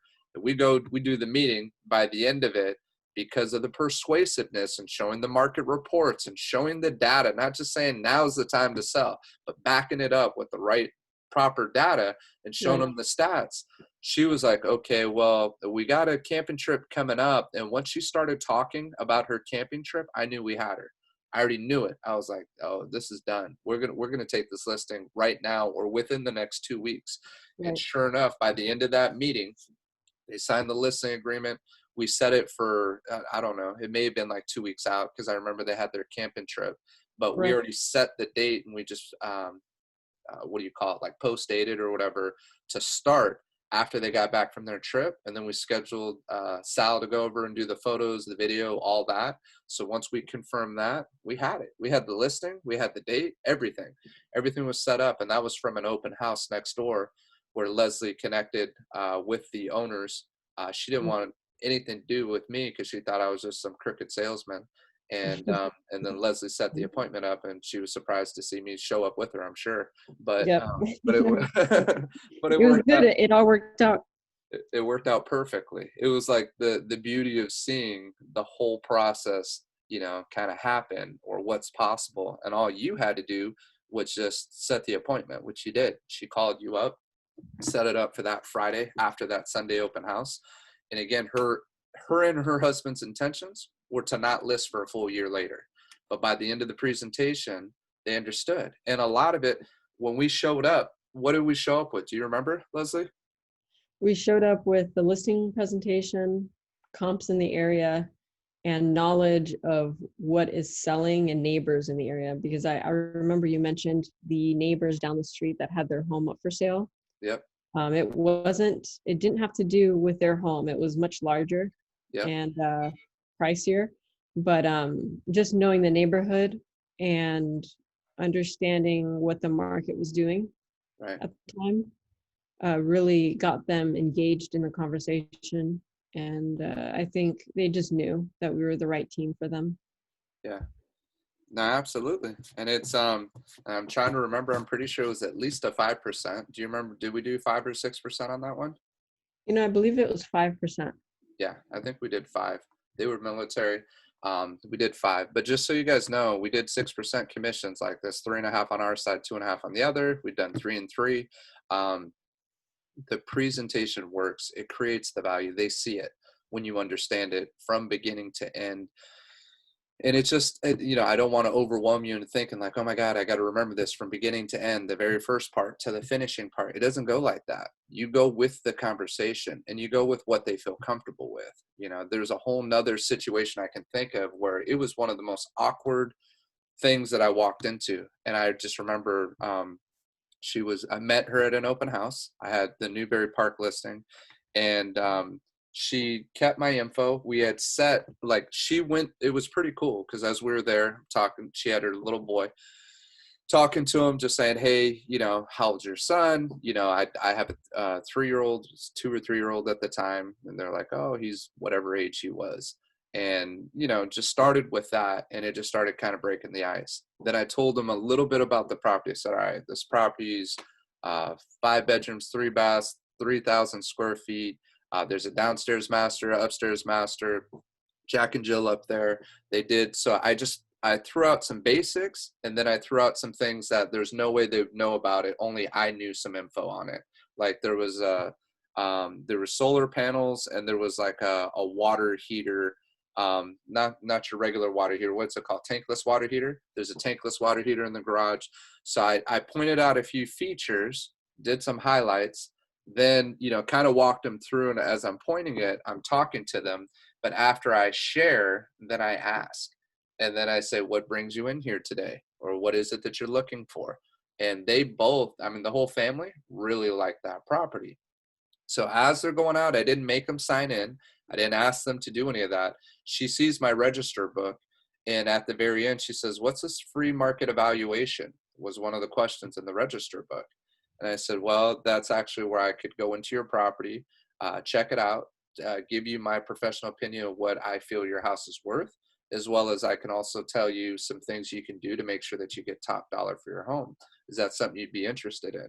So she asked me the question. I tell her what it is, and then I do a tie-down question, and then she just says, yeah. She's like, I'd actually like you to come check our place out. When are you available? And I said, we can do it. This was on Sunday. I said, we can do it tomorrow if you're open to it. She said, absolutely. I said, just fill out your information there. So she put her name, her address, all her info, set up the next day's appointment for that Monday. It's pouring rain. So she texts me and cancels it. So I have to reschedule it twice because of the rain. That year, the rain it was a ridiculous year for rain. So she wanted me to see it. She's like, my place is really open and bright, and I want you to see it on a sunny day. So it was legit, but she also was trying to buy time, and I could tell she kept having her objections, but I had to keep working with her. So it was almost a month later that she finally hits me up and was like, all right, I'd like you to come out and see my place. And to be honest, I kind of forgot about her at that point, but she had re-engaged. I go set the appointment up. She already had her excuses on the phone. She had no personality on the phone, very dry, very analytical.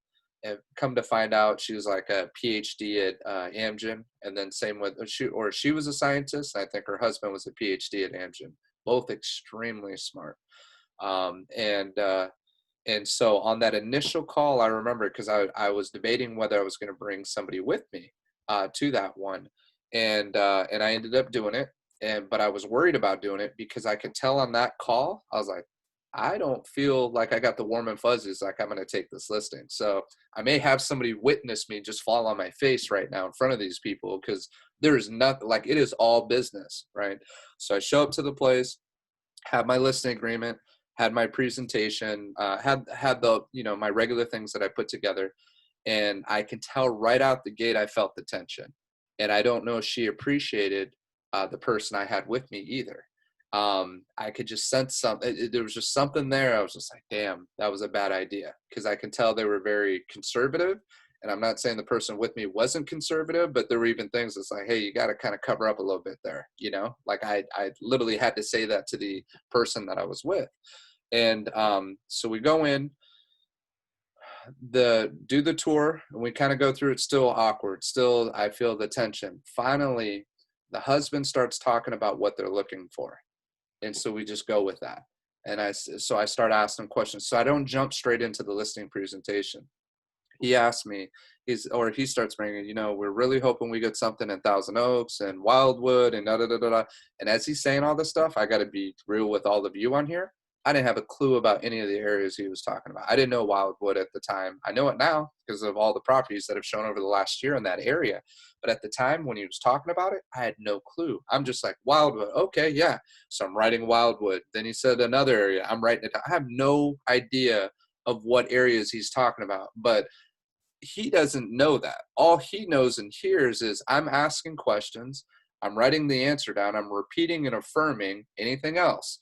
And so he starts opening up. So once him and his wife started talking about what they wanted, the tension dropped dramatically. And then it became something that now they're in their comfort zone because they're telling me what they want. And as we're doing it, that's when it all started coming together. So after I got a good feeling of what they were looking for, and I'm taking all the notes, now I flipped on the listing presentation and we start going that route. By the end of it, they signed the listing agreement at 6%. We got 3.5 on our side, 2.5 to the other side. They asked me and I brought it. And to be honest, I don't even know why I brought it, because I've never was big on pushing the buyer broker agreement, but I brought it. So I had the buyer broker agreement there, and they were concerned because I had shared with them. I said, look, the person that I brought, I want to, help show properties and this and that. I work in management. So, this is the way I can effectively help my clients out. And they were like, well, we want you to represent us on the purchase too. Can we sign something so that you're our representation on the purchase? And they're asking me. And I said, absolutely. So here's the paperwork right here. Did you sign this? I'll be your buyer's agent. So that was the first time I took a 6% on the listing it was about a $500,000 condo in Thousand Oaks. Went quick, got a lot of activity. And then their purchase, they were buying about up to 800. They ended up buying around 800,000, but it was 6% on a listing, 800,000 on a purchase, had them both under contract. When I'm doing my pre-qual, seemed like on a scale of 1 to 10 was going to be a 0. I mean, if maybe a 1 or a 2, but it did not seem like it was going to be a 10 appointment. So it's just a process, and learning it and kind of knowing how to pivot when you're in the situation, and then trying to get them to feel comfortable, and then focusing on the comfortable spot first. And if you want to learn more about being versatile and being flexible and understanding the different types of tension, it's called versatile selling. It was actually the first thing that he was talking about when he mentioned, you talked about Earl Nightingale. and he talked about Wilson. Wilson, the person he's talking about, Wilson Group Learning, talks about the 4 personality styles. So that book is extremely helpful. I have the book, but I haven't read it yet. You definitely want to start it sooner than later. I know you're reading Think and Grow Rich, but that one's it's a pretty short read. It's like less than 100 pages. And really, if you just read the first chapter, just start with that. Read the first chapter and you'll see what I'm talking about. It's going to change. It should change your approach to how you approach people, and really start understanding that it's not about treating them the way everybody follows the golden rule. They treat others how they want to be treated. And that's not what that book's about. The book's about the platinum rule. Have you heard of the platinum rule, Amy? No, I don't recall. So the platinum rule is you treat others how they want to be treated. So first you have to identify how they want to be treated. The only way you know is by asking questions. But the other part is by understanding what type of personality style they are. And it's one of those 4 styles. So if you can tell somebody's more analytical, like the one that I first met with, that's all they want is the facts. They want data. So your graphs, you're coming in with the market stats, like you're giving like candy to a baby. Like they're just like, oh yes, they're in heaven because they got the data in front of them that once they have their data, they can make their decision. So with an analytical, that's what you want to show up with. The 2 that love the data and the charts that I took those listings, they were both analyticals. I've actually worked with, the more I think about it, and they're difficult clients, but I do pretty well with analyticals. And I have, some of that personality style myself. So it's easier for me to relate and connect with them. They just want a lot of explanation and understanding the process of it. Other people don't want that. They just want to know whether you can do it or not. Can you sell my house? Just sell my house. That's all I care about. Just sell my house. I don't care about how it's done. Just get it sold. I want my money. Let's get it done. It's more of a driver type personality. And then you got other people that are much more feeling based. So the wife that I was sharing with you, who talked about how the warm and fuzzies and this place has been something that we have a lot of memories in, and we want somebody warm to represent us. She's going to be more amiable, more feeling based, and not as direct and not telling you how to do your job. She's going to ask you a lot more. So that's more the amiable, more like a nurse, a teacher. Those are your amiables. And then you got on the other side, your what do you talk about? The expressives early on. He's all my expressives in the room jumping up and down and wearing bright colors, and your expressives will just talk. And, some people will think I'm an expressive because I can get going. Well, that you can be tricked because that's also the trait of an analytical. So analyticals are talkers too. You just got to get them to talk about what they know or what they like in a process, like an engineer. Or a doctor or a lawyer. You can't get them to shut up once they're on some conversation. So it's easy to think they're an expressive, but the difference between an analytical and an expressive is the expressive is going to tell and just keep talking. The analytical is going to ask more. So they're going to ask questions, and then they will tell you, like they'll share what they know, but they're much more, they almost seem slower, where the expressive seems really quick and fast and witty and talking all the time. So does that make sense how it can be confusing on those 2? Oh, for sure. Yeah. Like I get confused. I don't even know what I think I'm amiable. I'm definitely not a driver. Not a driver. I'd definitely say more amiable. Probably amiable is a good, and according to Mike Ferry, amiable is the best quality to have for a real estate agent because they're the most empathetic, most caring about other people. They ask questions, they're not telling, they're good listeners. So that's if you got to be stuck in a category, that's a good one to be in. Can someone be all 4? It's a good question. According to the book, they say that you're predominantly one of those.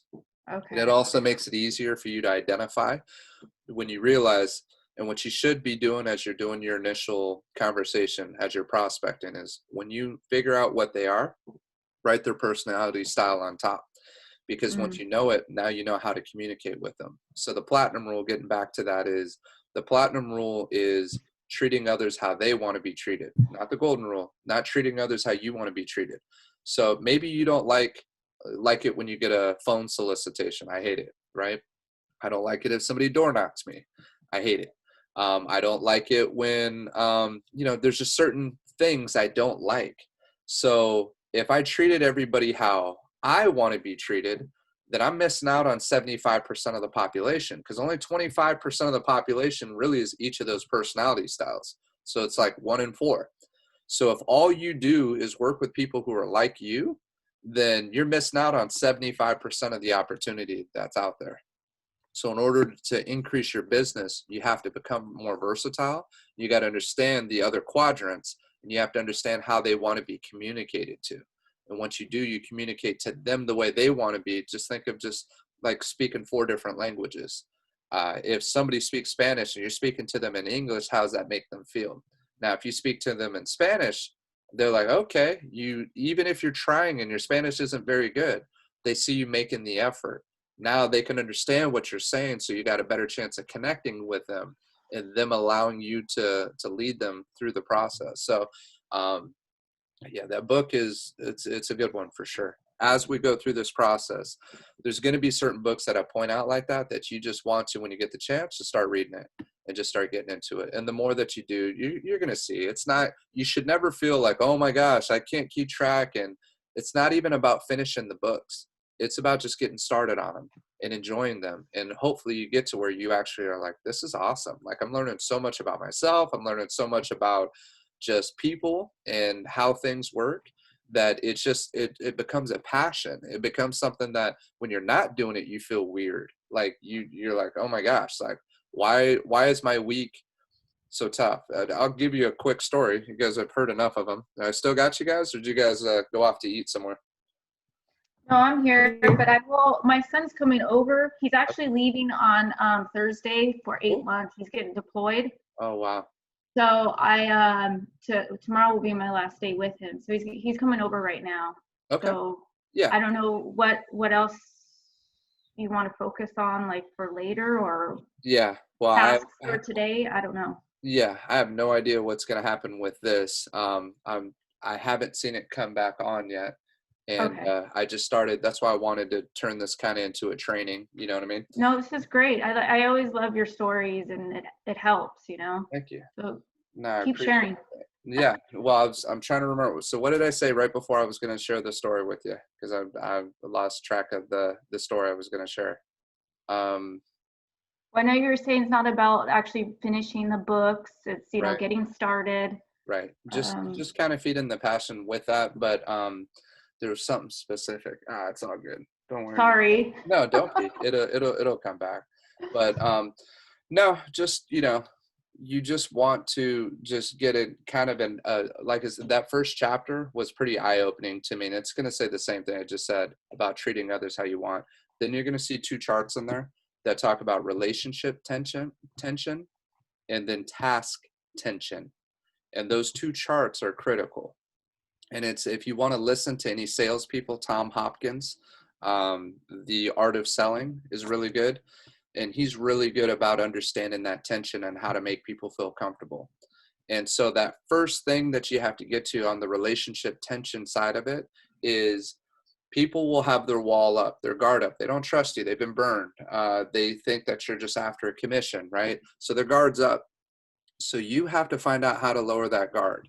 And once you can lower that relationship tension that's really high when you first meet them because they don't trust you, and it gets really low where they do trust you, now you can get to the most important part, which is task tension. Task tension is just trying to accomplish a goal. So that tension is good. That's motivation. So you want a high task tension. And that's typically once they get to where they trust you and they're allowing you to ask the questions and you understand, like, okay, this person's got 30 days notice. They need to be out of their place. They need to find something in 30 days. That's very high task tension. You're going to have you should have your most motivated person who's got a tight timeline like that. Or, you know, military, they got to deploy, or they're PCSing and they're moving to another part of the country. Well, now they only have 30 days or 60 days to find their replacement property, or that amount of time to sell their current place because they need to get to their next place. That's some extreme task tension. So those are the two tensions that you'll understand. And it's like in that first chapter of that book too. Just little things like that that are going to help you out. And then once you realize it, you'll start being more aware of it as you're speaking to people, and see it's like, why do I get so much resistance up front? Well, that's not just you. It's not because you're a mean person or people just don't like you or you're not good at what you do. It's just understanding the process, and that's just people. They just don't trust you, Sorry, big gust of wind. Okay. Cool. Well, I'm glad you read that book, Brandon, because I think when I first got it is when Janet recommended to getting it. And I actually started to, but then I was getting kind of like overwhelmed with everything. And yeah. But I'm glad that you've read it, because now I'm gonna read it, and I can ask you questions. We'll go over it. So try to read it. I'm not sure. Leslie, do you still have mine? Are you still there, Leslie? Is it just us now? Yeah, it may be. We may have lost the other two. Leslie, you still there? I caught you. Yeah. It says they're still on, right? I don't know. I haven't Oh no, Yvette's gone. Let me check on participants. Yeah, it shows Leslie. She's muted. They're all they're tired of my stories, so they left. Oh, I'm still here. Good. Perfect. Well, so is your son on his way right now? Yeah, he's coming from the base, so okay. He'll be here soon. Yeah, and then because then he's taking off this evening because some friends are gonna throw him a going away party. Okay. And then so I don't know what tomorrow's gonna be like, but cool. Yeah, no, you got to do what you got to do. And then we're having dinner, I know, tomorrow. I just don't know. It's just really the anxiety is really starting to hit me now, just because he's gonna be a different country. It's crazy. Right. Yeah. Where's he going to? Japan. Well, at least he's going to Japan. I haven't been there yet. I still want to get to my homeland. Yeah, he's excited. That's cool. Has he been there before? No, he hasn't. I mean, that's like one of the reasons why he wanted to go in the service, is to travel. That's cool. So he's excited about it. He is. He's just like, he knows it's super strict there with the whole, guidelines with COVID. So, I mean, they got a briefing on wearing the mask even on base. If you get caught, it can be a real serious issue. Wow. So, yeah, I just hope he'll be able to explore and actually, experience. Yeah. Hopefully. Yeah. That'd be cool. So you said he's going to be gone for 8 months? 8 months. Wow. Yep. Yeah. Well, hopefully he gets to check some of that out, Yeah, for sure. I keep telling myself, don't get so upset. We got we don't have FaceTime. You've heard of Duo, right? You have Duo? Duo? No. The video chat? Mm-mm. Oh, okay. Well, because I don't have iPhone. We don't have iPhone, so we use Duo. Cool. And I think through Hangouts too, or WhatsApp. I don't know if you have WhatsApp. Yep. Yeah. We did WhatsApp when I had a Droid before. That's what I used. So I keep telling myself, at least we can do that. We'll be fine. Yeah. That's cool. Do you normally see your son pretty frequently? Yeah. Yeah. I do. Yeah, we're best friends. My only child, so. That's cool. Well, yeah, we get along great. Yeah, it's good. You guys got a strong bond, and he's going to be good. He'll just come up more mature, more of a man when he comes back. And just for sure. More worldly. I know. You tell people that it travel. I'm so proud of him, and now he's actually thinking about taking some college courses. Cool. So he's doing really well. So I'm proud of him. That's awesome. Well, It'd be cool to show him that you closed 4 to 6 deals in the time that he was out there, Oh yeah. Yeah, you will. You're going to.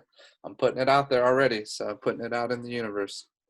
Are you, I don't know what you're doing later this evening, if you're, I know Yeah. you got your things or like family stuff, but I have I have just one showing later at 4:45. The ones that canceled not too long ago, so they want to check another place out that everybody wants to see. It's actually right up the street. They just hit, can't remember the street name right now, but they're right up. Do you know where Ascot is? There's a street up here called Ascot, the little park that's just like right up, like if you take Mobile down and you see that park to the left. yes. Yeah, there's one of the properties over there Dominique has. I just hit, and it's like 1,700 square feet. It's crazy. It's going for 590. She already has offers between 590 and 620, and they're Wow. not even full yards. They're just like little patio areas over there. It does have a 2-car garage. It's a good size house. There isn't an HOA there, but they're more. I mean, they're detached, but they almost kind of feel like townhouses. It's not like over here. Yeah, going for 620 already is just insane. Wow, that is. Hmm. So it's going to be a tough one, but we're still going to show it. They're excited about it, so we'll see. That's good. Yeah. So other than that, I'll be open. Okay, so now with this Mike Ferry thing, will we be able to, can I watch it like on my own later, you think? Is there a link I could? Possibly, but they only want one user on Okay. it. It says one user access. So I don't Oh, know okay. if it's showing it from other computers. That's why I'm going to try to record. So what I'll do is, and this is already a long one, I'm going to try to play it and record it on here. So once I Okay. have that on here, then I can share the Zoom link. Or, once I have that on YouTube, I'll share that with you, and then you can watch that, Okay, that'd be awesome. So yeah, we'll probably have to just set it for another time. I'm going to try it right now just to see if it's still ending at the same spot. That's crazy. It was supposed to be from 9 to 1. So that's 10, 11, 12. Yeah, should have been like 4 hours instead of ending at 1 o'clock. But I don't, usually they send an email saying, sorry, we've experienced difficulties. It'll be up. That's what they did last time, at least. So I'll get it figured out. I'll let you know. And then when it is available, I can send it to you so you can check it out. But yeah, it's pretty good. I appreciate you hopping on here. And, at least we got to kind of turn it into a little bit of a training, Oh, for sure. Yeah. Do you have that workbook with you, though? Grow Rich? I do. Okay. I don't think we have the rest of them on here. Let me check. We can just do it. Do you want to go through it? Do you have time for it, or do you want to get ready for your son coming? Well, I have about 15 minutes, so. Okay. Well, let's start it real quick, just so we can kind of go through it together. It's a pretty cool one, just because you learn the 6 steps here. So, do you wanna alternate reading, or do you want me to read it? I'm good either way. What you mean, okay, so I don't know if my workbook says task 1, exact amount of money. Yep. Is that what you want? Uh-huh. All right, so I see, this is the thing, Brandon, it's funny how you always have asked me, well, what do you want? What do you want? And I'm like, I don't know how to answer it. And so I've been, it makes me really think well, what the heck do I want? Right. So it's still, I'm like, I don't know. So some of these questions, I'm like, I still don't know what I want. Well, that's what we want to work on, because so I put a because I want you to put an exact figure. I just put, $1 million would be nice to have. Yeah, that's the same thing I wrote. Okay. Same number. So we'll work off of that. Just go with it. Be open-minded. It is important to know what you want. It's important and it's not necessarily, this is all about thinking and growing rich. They're trying to get you to think on a higher level in terms of success consciousness, money consciousness. And all that means is your level of awareness. Most times in our society, it's kind of looked at bad as, if you want money, or if you desire money, that's a bad thing.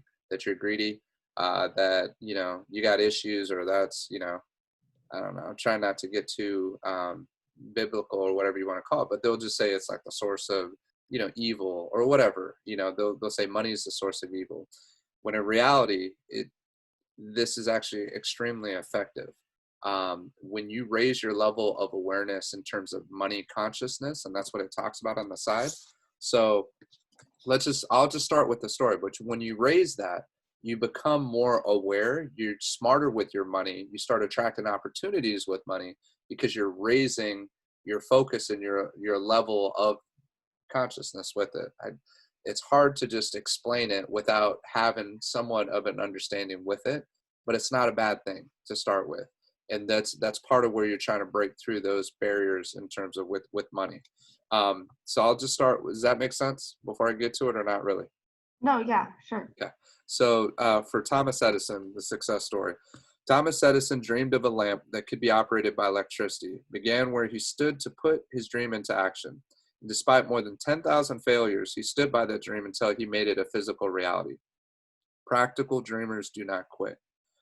The 6 steps here were carefully scrutinized by Thomas A. Edison, who placed his stamp of approval upon them as being not only the steps essential for the accumulation of money, but necessary for the attainment of any definite goal.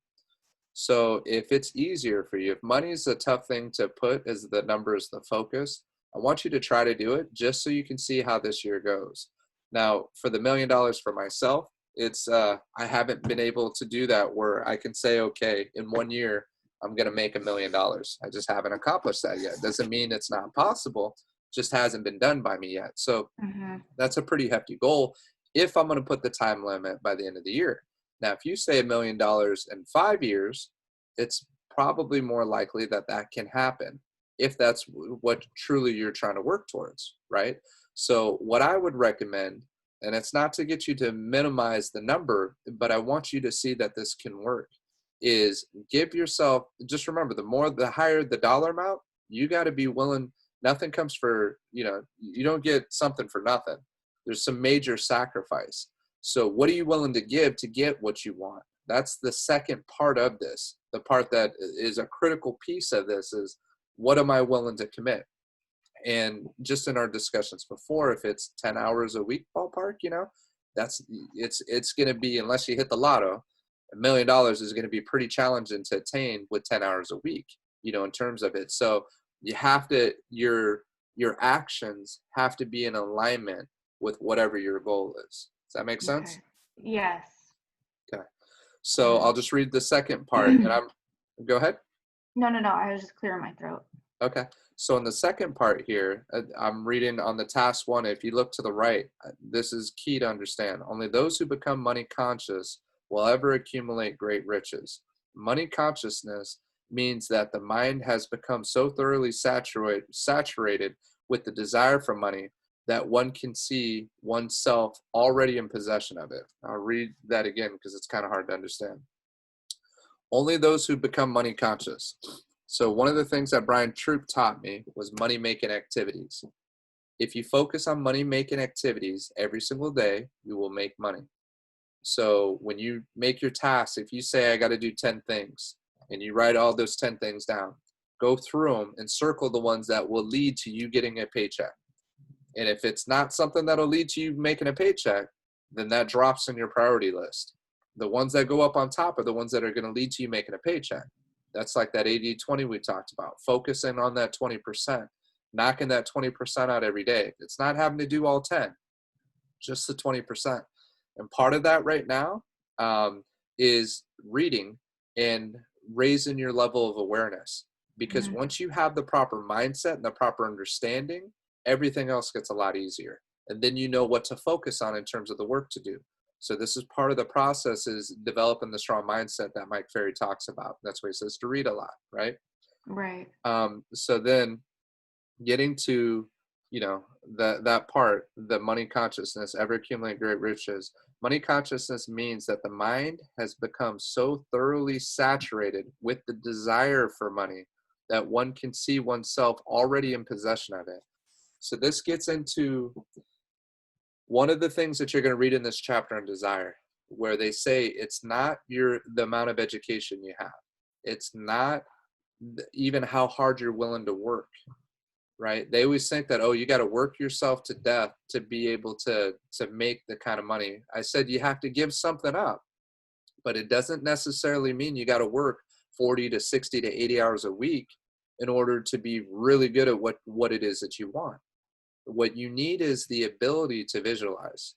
You need to have creative imagination. You have to use your mind. You have to be able to come up with ideas. You have to be focused on something. Has there ever been anything in your life that you really wanted more than anything else for years or for a period of time that you eventually got and you found a way to get it? And those are the things that you want to start asking yourself, and I could get I don't even want to get cliche. I've talked about it before in the past. Danielle and I, we knew each other in high school. And she told me, one drunken night, told me that she had a confession to make. And I was at her birthday party. I actually showed up with somebody else who drove me there. And she didn't know that, though. And so the girl who drove me there asked me to Sadie Hawkins the day before. So Danielle, as we're there at her birthday party, she's already feeling good. She's whispering to some other guy that I knew, and right in front of me. I was like, that's kind of messed up, And so anyway, she just laughs and grabs my hand. We walk outside or whatever. I don't think she grabbed my hand, but she was just like, hey, let's go out here. So we go talk out by the garage outside. And the girl that I was with actually just walked into the house. So as we're talking out there, she was like, I got a confession to make. I lied to you or whatever. I wanted to ask you to Sadie Hawkins. And I'm just like, oh man, because the girl who drove me there asked me the day before. She must have sent something or whatever, but she asked me the day before. I said yes to her. So I said, I've already said yes, to somebody else. And she's like, oh, I didn't know you guys were together. So, well, we're not together, but, I said, I did promise her I wouldn't want to go back and tell her that. Yeah. So as we're there, the other girl walks out and sees us there. And she's just like, because she knows we're not officially together. I think we kissed once, but it wasn't like, we weren't definitely no label. We're just getting to know each other. She probably wanted to be together, right? Yeah. Well, we ended up dating for 2.5 years afterwards. So I go that route, right? I tried to respect the promise that I made. I much would have rather gone with Danielle. Danielle is who I like. I like the other girl, but I really like Danielle. But right. I felt like I had to do the right thing. And so anyways, come to find out, I didn't know that the girl that I said yes to had already had a commitment with somebody else, that she reneged on that and then went with me. I'm like, wow, that's shady. And it was the quarterback actually, who was bitter against me all through high school. I had no idea why. And then found out that, that anyways, that part of the story is not important. The part that's important is Danielle planted that seed from that point that she liked me and I had liked her. And now my confidence grew in terms of my feelings for her. That was like junior year in high school. It took almost 9 years later before I eventually was able to ask her out, take her on a date. And, and then we were together literally almost every day after that.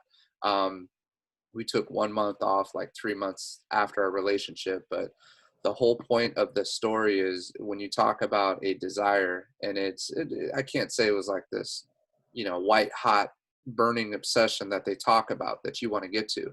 But there was somebody that I cared about for a long time that I always knew. I didn't know what it would turn into, but I had some kind of feeling inside that we'd be good together, that we would have been a good relationship, and that, if I just had the opportunity to take her out once, that it could be something pretty special. So that's all I wanted, was to take her out that one time. So when the opportunity aligned itself, and that's where I joked about the MySpace alert, right? I got the alert her birthday was coming up. It wasn't the first time I got that birthday alert. It had happened at least a couple times over that time span. And the times that I checked, she was in a relationship. So it was either her or myself in a relationship when those alerts would come up. And for the very first time, I get out of my relationship that I was in it was a different, like 2.5. I was always notorious for these 2 to 3 year relationships, right? Mm-hmm. So I'm in one, and the girl I was with was awesome, nice person. But the fire just wasn't there. And my aunt called me out on it when we were on a trip, because she knew that that girl was getting a little bit older. And she just asked me, she was like, "Are you in love with her?" And I said, "Well, I care about her, but," she was like, "Are you in love with her?" I said, "No." And then she's like, "Well, you need to cut it off. You need, it's not fair to her. How old is she?" She was almost 30. I said, "All right." I said, "You're right." So when I got back, I broke it off. So anyways, I'm trying to remember why I'm even bringing that story up with you.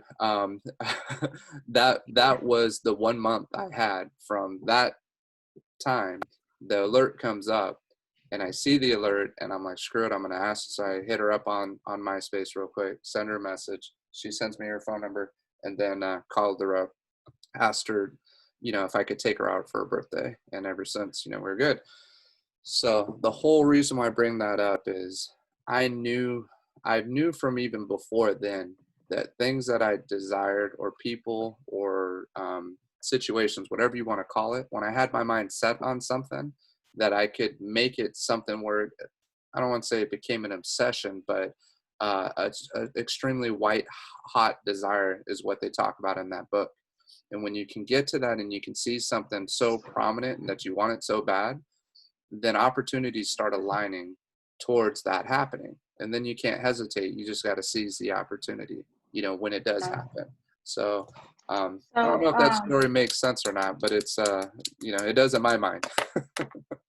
Sure. Hey, Andrew just got here, so yeah, we'll do it again. Yeah, no worries, I'll Amy. reach out later on to you and see what you're up to. Maybe we can, continue or figure out the Mike Ferry thing. That sounds good, Amy. All right, you guys have a good time. Thanks for hopping on. Sure. Right, we'll Bye, see. Brandon. All right, bye. I gotta leave. Okay.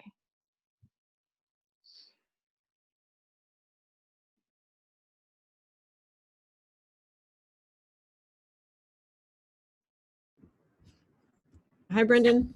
Hey, you're still there, Leslie? I'm still here. Yeah, I just when I got the phone call, I lost the I don't know where to go to do all the commands for this Zoom call. Yeah, no worries. All good. So I don't know how much of the embarrassing story you got to hear of mine, but no worries. Yeah. So I actually do have a situation I could chat with you about and see what you would do. But yeah, what's going on? So I showed property yesterday to a pro agent lead that I've been in contact for about a year now, and they, it was just the husband because the wife was in New York. Right. It was a husband and child that came, and they liked the house, but of course he had to talk to the wife last night. Right. I encouraged them to write an offer last night, even if it was just putting it in, because they have quite a bit of cash. They could potentially write a cash offer. I don't know if the full amount, but he did say, it's not an issue. Lending or cash, it's not an issue. I'm like, right. Okay, perfect. But I come to find out they accepted an offer this morning, and they did, and it was a I don't know how much they accepted the offer for, but the listing's a 1.2 million in it's a beach house in Ventura. Nice. It's just a bummer because I emphasized, hey, we need to get an offer in at least by tomorrow or yesterday, evening, and it didn't happen. So now we're in this situation. I do still want to have that conversation with them to explain how the earnest money deposit works and how everything works. And they had a couple questions on that by text. So I said, if you have some time at noon, I'd love to touch base with you and answer any questions. But at the end of that conversation, it's pretty much backup offer right now. It's not even an offer. Yeah, no, well, it's still backup. Still, that's the approach that I would take. So, Okay. yeah, just tell them, say, hey, look, there's all kinds of stuff. You can even say our TC has recently had like 4 or 5 files fall out just recently, which is unusual, but there's more of that that's happening right now. So sometimes backup offer is the best position to be in. And really, you just want to get them to writing with you. So, Right. you know, you submit it as a backup, you got nothing to lose.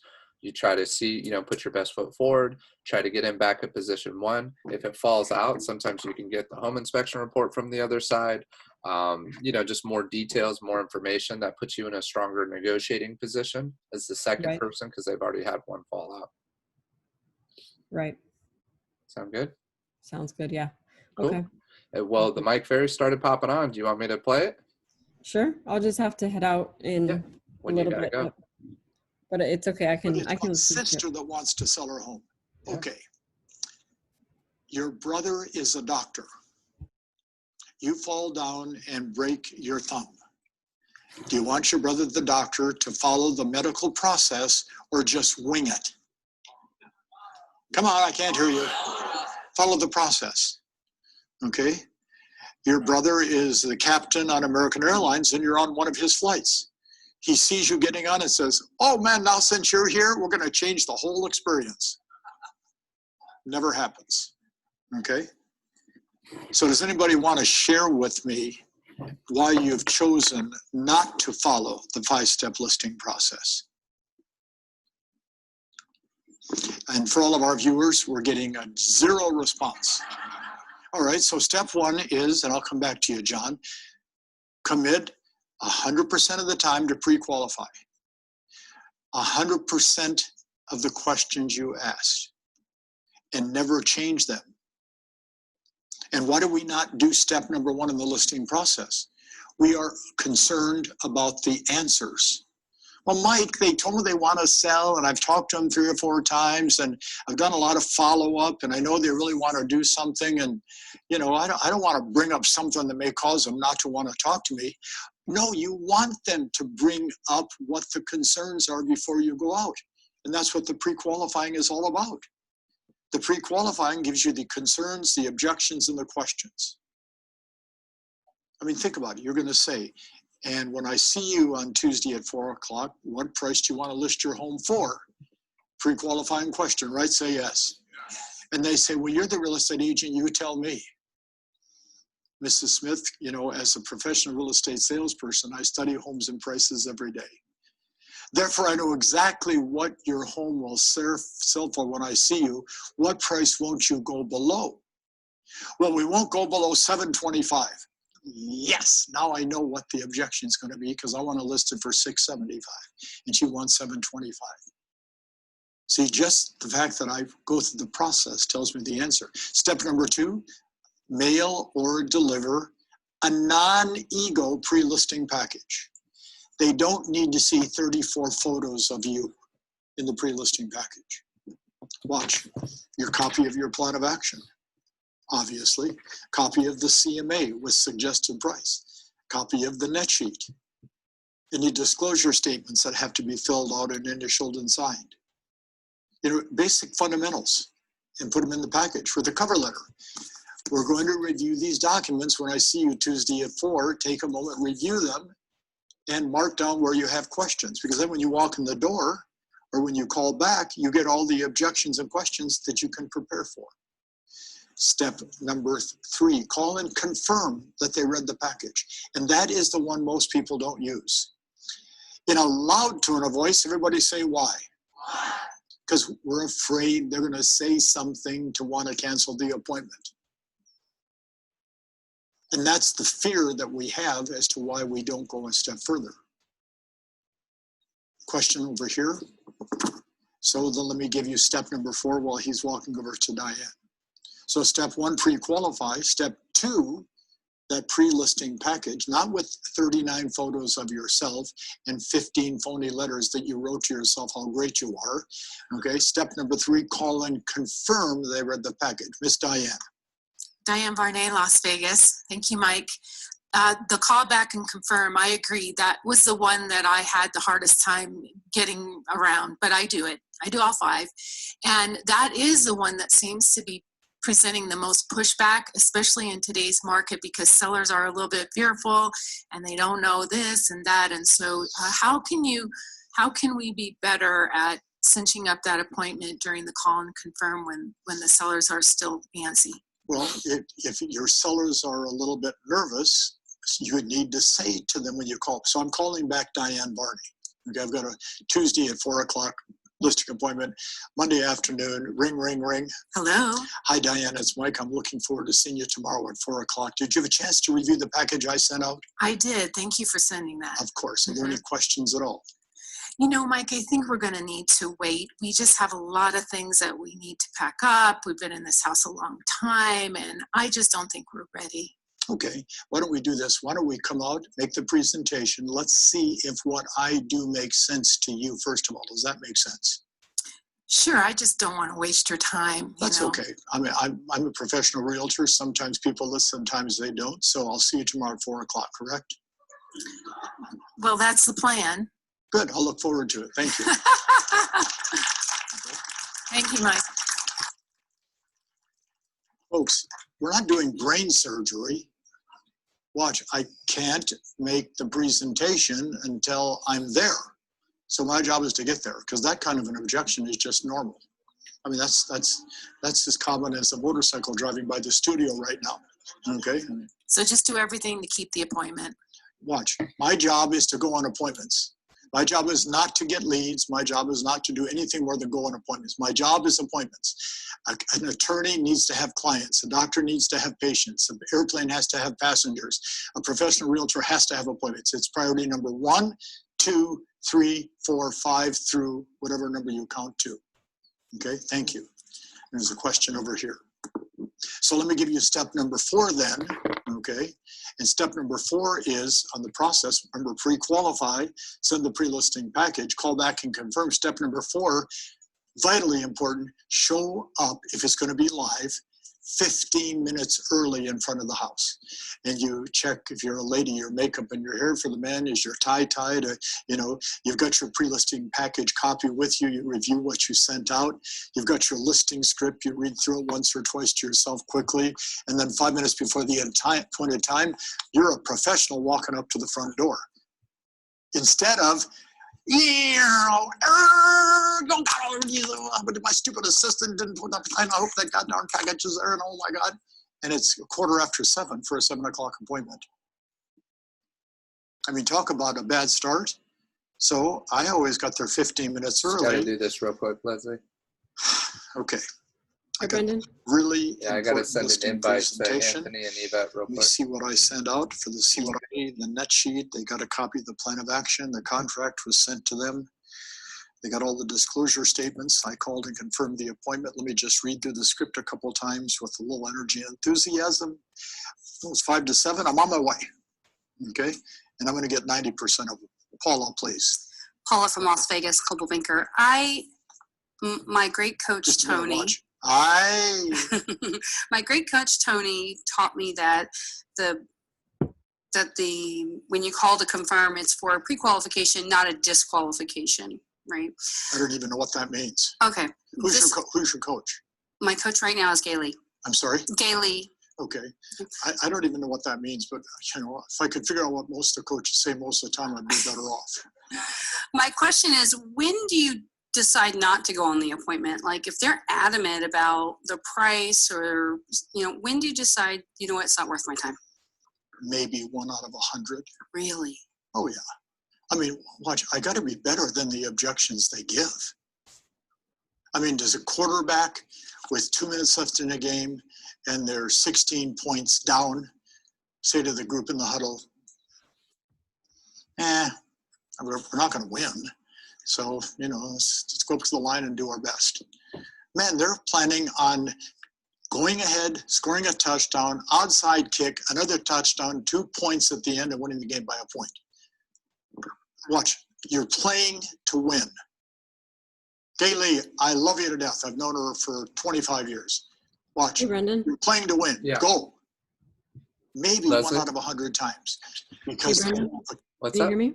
Yep. I'm gonna have to head out. I have so many phone calls. No worries. Yeah, I'm gonna record it. Once I have it up, I'll send it to everybody. Okay. Thank you so much. No problem. Have a good one, Leslie. All right. You too. Bye. Bye. Before I get to Carlos, follow the script. What? You want me to follow the script? Yes. Pre-qualify, send out the pre-listing package, call back and confirm, show up 15 minutes early, and as Mike Ferry does, read the script. How many of you can read? Raise your hands real high. So you should be able to master this. Watch. To continue being a great listing agent, stay away from the news. Don't read it like that. You've practiced it 1,000 times. Mr. and Mrs. Smith, to continue being a great listing agent, stay away from the news.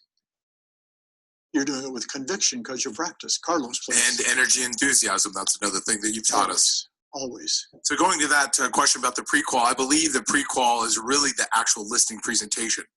And I think that's something that you've taught us and our coaches have taught us. And it's really asking those questions and asking a few more questions and digging deeper down to the motivation. That's where it's at. It comes to that and maybe going a little deeper with the motivation and asking that question. And also with what you just talked about, reading the presentation, is just asking their permission. You don't want to miss anything, so read it. And I remember I go back to vividly in 2009 of stating I wanted to be on stage, et cetera, et cetera. And you always said you talk too much sometimes, grab that rubber band, and sometimes hit yourself. Well, go ahead. Just remember, yeah, I know. Okay, just kidding. So that one was really read it and don't miss anything. Just read it, because I used to sweat just trying to remember it, and I just read it, and it's amazing. So thank you. You know, thank you, Carlos. I went and saw Johnny Carson a couple of times when he was alive doing the Tonight Show. It was filmed up in Burbank. You know, he filmed at 4 o'clock in the afternoon from 4 to 5. When I was young and stupid, immature, and didn't understand, I used to say to myself, wow, the guy comes on at 11:30 at night. Man, he must not have much of a social life because he has to get to the studio early. Of course, then I found out the filming takes place at 4 o'clock, and he's on his way home by 5. But they had teleprompters, and you had two types. They had a screen in front of me that was probably 4 times as big, and everything he said was printed in front of me. Johnny Carson was the master of the presentation. What did he discover? 190 famous comedians started coming through his show. And he would say to them all the time, you know, if I call you over after you've done your 5-minute or 2-minute act, it's because you're going to be great. If I don't call you over and I say thank you, you're history. But all the good ones would use the teleprompter. And then, of course, when what's his name, David Letterman, started his show, he didn't use the teleprompter. They had big 3x5 cards. And they would stand in front of the audience, and he would read off the cards. Then we went and saw Jay Leno here in Las Vegas. We've seen him many times, one of the great comedians of all time, clean and funny, which in a Las Vegas comedian is unusual. So we always sit in the front row. And the first time we saw Jay Leno, the screen the black curtain comes down and closes off. The room goes dark, and we're sitting right where he's going to be. And there's 2 guys all dressed in black are on the stage, and they're dropping something on the stage. And I'm watching this. And about 2 minutes later, now Jay Leno, and he always comes out, he's all enthusiastic, and he's rubbing his hand through his hair, and his coat's flopping around. He's got a great style, and he walks to this point, and he kind of looks down, and it's joke number 1 that he's supposed to tell. So he tells joke number 1, and it's got key words, so he remembers it. And while we're all laughing, oh God, thanks for that response. I love being here in Vegas. And he stops where number 2 is. And he reads it. And he does that for about 45 minutes. And gets paid several $1 million for a 45-minute performance. We go see Andrea Bocelli all the time because we're very lucky to have actually become friends of the Bocellis because of the work we do in Italy. And Veronica, because we're always sitting in the front row, will often hand Sabrina the playlist, which is the exact script of what songs he sings and with who he sings them with. Now, this is Andrea Bocelli, for God's sakes. Probably the most famous singer in the world today. Certainly the highest paid singer in the world today. And he follows the script.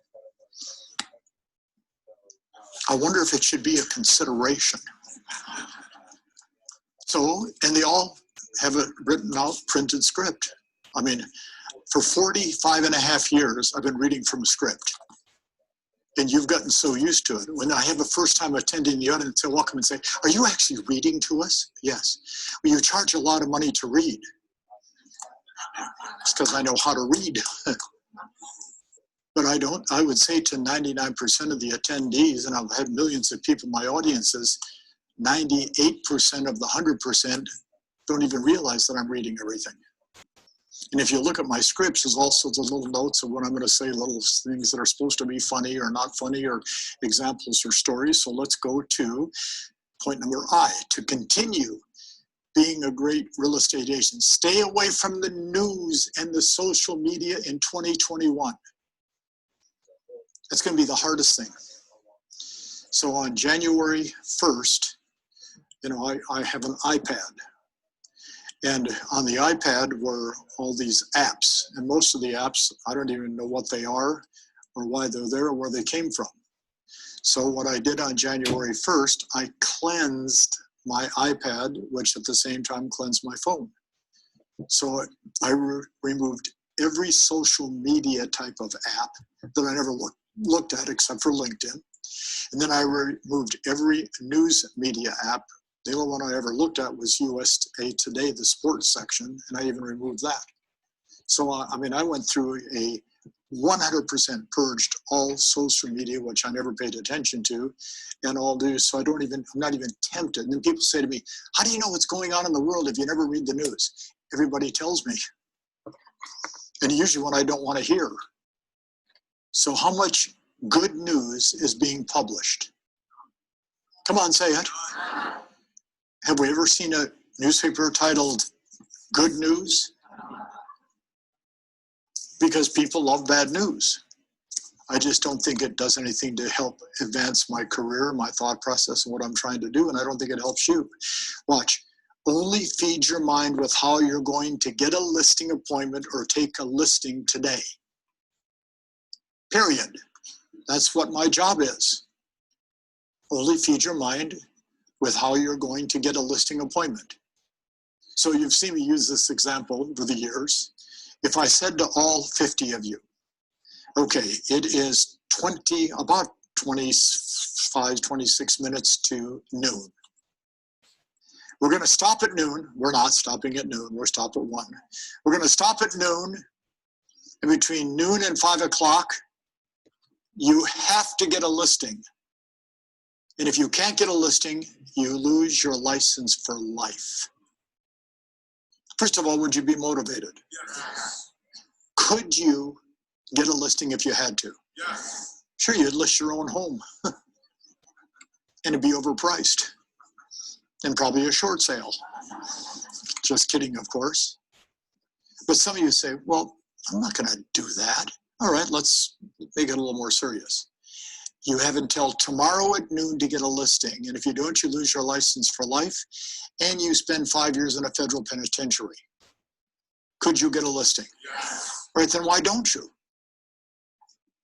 And the answer is because we're comfortable. We're complacent. Mike, I made $500,000 last year. Where do you live? California. Okay, so you had 110% tax rate. Let's face it. You're going to spend a major portion of what you earn, yes or no? Yes. Come on. Yes. Wake up. We'll do it again. You're going to spend a major portion of what you earn, yes or no? Yes. Well, then earn more so you cannot outspend your earnings so you have a better life. Okay? Thank you. I would venture to guess that there's a lot of people in this room that if they never sold a home again, their life is going to be fine. And if I never did a seminar again, our lifestyle is not going to change very much, if at all. That is the position you want to be in. But you can't be in that position unless you feed your mind on how to get a listing appointment and take a listing today. So I guess it was probably I'm venturing to guess early mid-1990s, which seems like it was just a few weeks ago, but it was actually a long time ago. I get invited to come to Seattle, Washington, which has never been a big market. We really have one great customer up there, Chad Story from Century 21. And we have a lot of individual customers, but companies. Seattle and Mike Ferry have never got along. I guess it's too much rain. I was afraid I was going to grow, okay, with all the rain. But a big company, very, very successful and a very strong company, asked me to come up and speak, do a 3-hour seminar. I said, of course, they pay a nice fee and they pay my expenses. And I said to them, how many people will you have? And I think the answer was, we're going to have 2,000 people in the room. I said, you're kidding. How many agents do you have? She said, 2,000. I said, okay, I've been doing this a long time. You're going to have 100% of your agents show up at this event that I'm going to speak for. She goes, yes. Well, she said it with so much conviction. Okay. So in those days, I would sell cassettes and books and those kind of things. So I don't know if I probably bought about 10 boxes of cassettes, which probably had a retail value of $4,000 or $5,000. And if I sell them, I'm always happy. And if I don't, I ship them home. It's no big deal. So about 20 minutes before I'm ready to speak, I'm looking and seeing that there are 2,000 chairs in the room. And I said to the lady, do you honestly think, I said, you got to help me out. I've been doing this a long time. You honestly think there'll be 2,000 people here today? She said, yes. I said, why? Well, I got to tell you what happened. We made the decision to do a big promotional program on your speaking. And what we promoted is that Mike Ferry is going to spend 3 hours teaching us the most advanced marketing plans available on how to advertise and market yourself. I said, well, I think that's very good, and I'm glad you had that plan, but I don't have a seminar speech on that. I don't believe in it. She goes, I know that's the problem. I said, it's not a problem for me because I can't talk about it.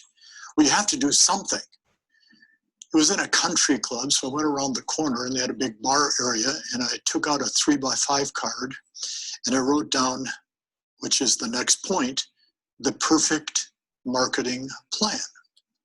Then I wrote A, B, C, D. And then next to A, I wrote down the perfect marketing plan involves taking a saleable listing. Because all of you that are social media experts and all of you that are branding experts and all of you that are marketing experts, you need something to sell if you're going to have a great marketing and branding plan. Otherwise, you're wasting your time. And what do we have to sell? A saleable listing. Then I wrote down letter B, do what it takes to get rid of it. So I thought, well, that really revolves around the motivation of the seller and the price. And that's really the two key factors. And then letter C, I wrote, tell the world how you did it, which is, of course, just listed, just sold, phone calls and knocking on doors, etc. And then I wrote letter D, take another one because of it. And I wrote those 4 thoughts. So they introduced Mike Ferry and is going to teach us marketing. And we had about 30 customers in the room and they're looking at me going, come on, Mike, what are you going to talk about? So I spent 3 hours and the first hour was on how to take a saleable listing. It revolved around prospecting. Whoa, here's a new topic, never to be heard of before or after probably in this company. So and they loved it. And then I talk about how to get it sold. Because I have about 20 things you can do to get listings sold, to talk about them, and now the audience is intrigued. And then I said, and then we're going to tell the world how we did it. And then I talked about how to do just this, just sold, phone calls and door knocking. And then I said, because of all those activities, Randy, you're going to take another listing. Well, first of all, I sold probably $150,000 worth of cassettes in 15 minutes after the seminar. And the audience loved every minute of it. And guess what the company did? Never hired me back. Because there was too much reality. Okay? And a lot of those agents are still clients of ours. Now think about that for a minute. You want to take more listings, correct? Yes. Should you prospect? Yes. Do you want to get it sold? Yes. Should you determine motivation and price and have a plan of action? Yes. Okay.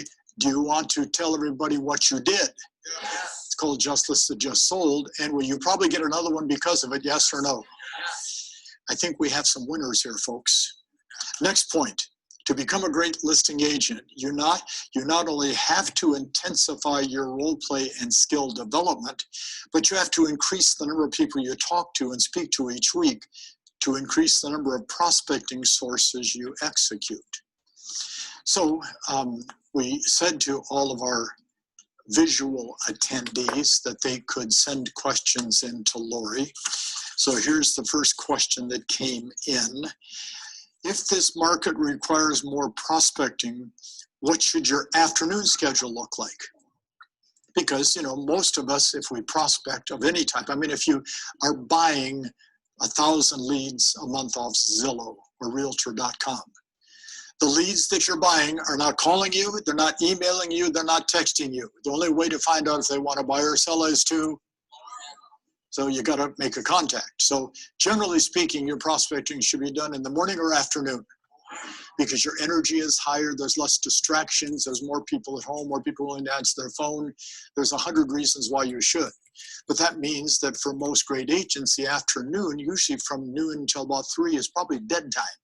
And that's where previewing property, doing your lead follow-up, you know, doing more role play and practice. And the question for Mark is very simple. Mark, if your afternoon does not have an appointment and you've done your lead follow-up and you've got your admin done and you've got your pre-listing packages made and sent out, prospect some more.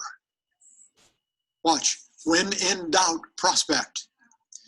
Believe me, it solves every problem an agent could ever have in their life. Talking to people is going to create a solution to a problem.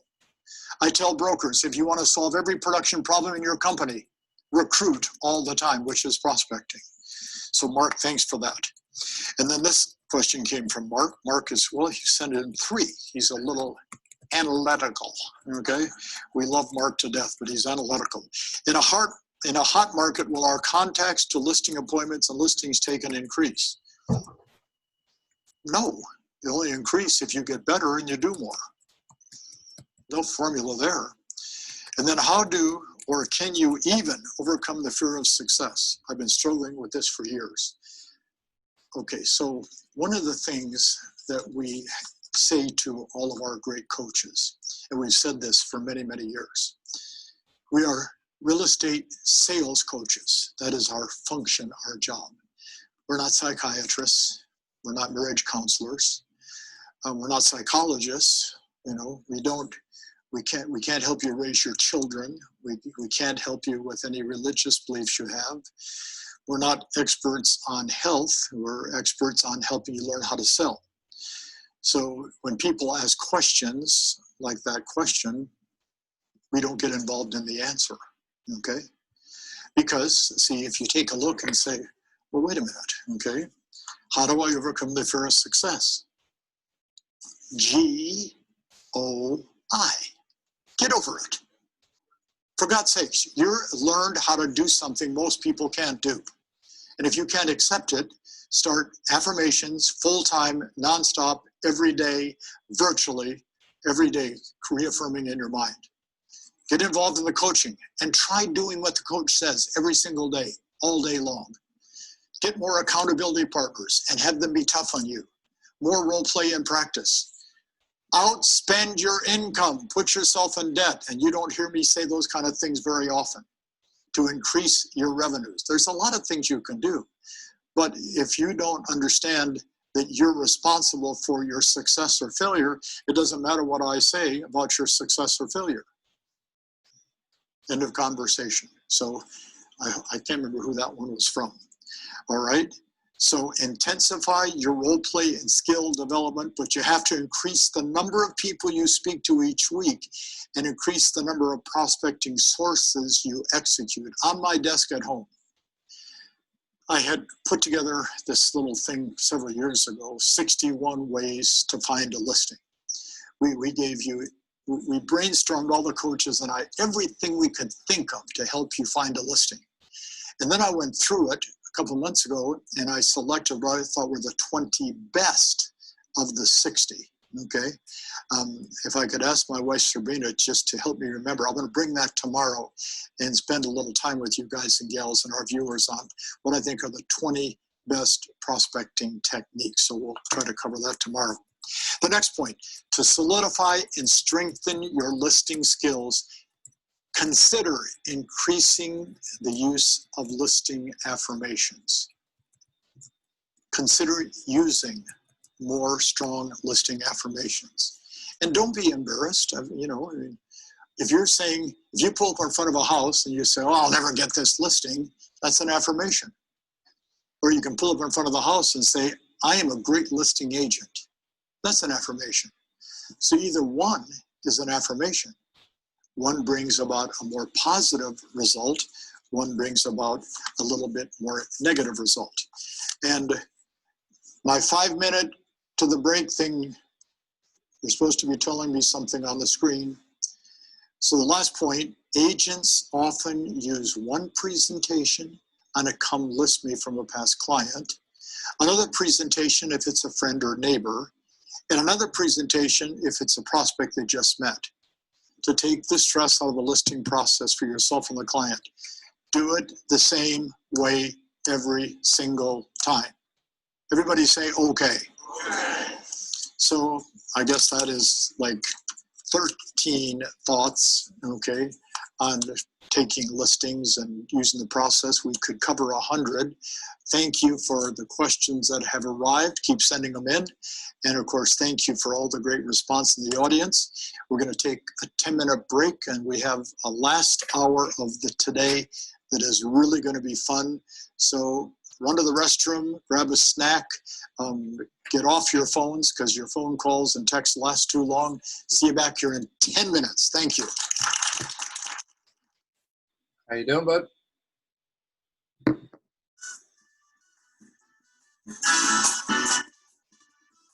Can you hear me now? I did to turn this music up. Let me see if I can turn them down. Oh, I just stopped. Yeah, I'm gonna we can just try in 10 minutes. Time is 11:50, so 12 o'clock. Cool. How you doing, bro? Good, man. How are you? How was the snow? Oh, it was awesome, man. I didn't want to come back. I know, man. I was like, dude, how long were you there? Every day you were posting videos. Right. We did 3 days. Hopefully next time we can do like Monday through Friday. We got some passes. Well, Mikey's free. If it's 4 and under, he's free. Emma, we got a pass for her, and I got a pass.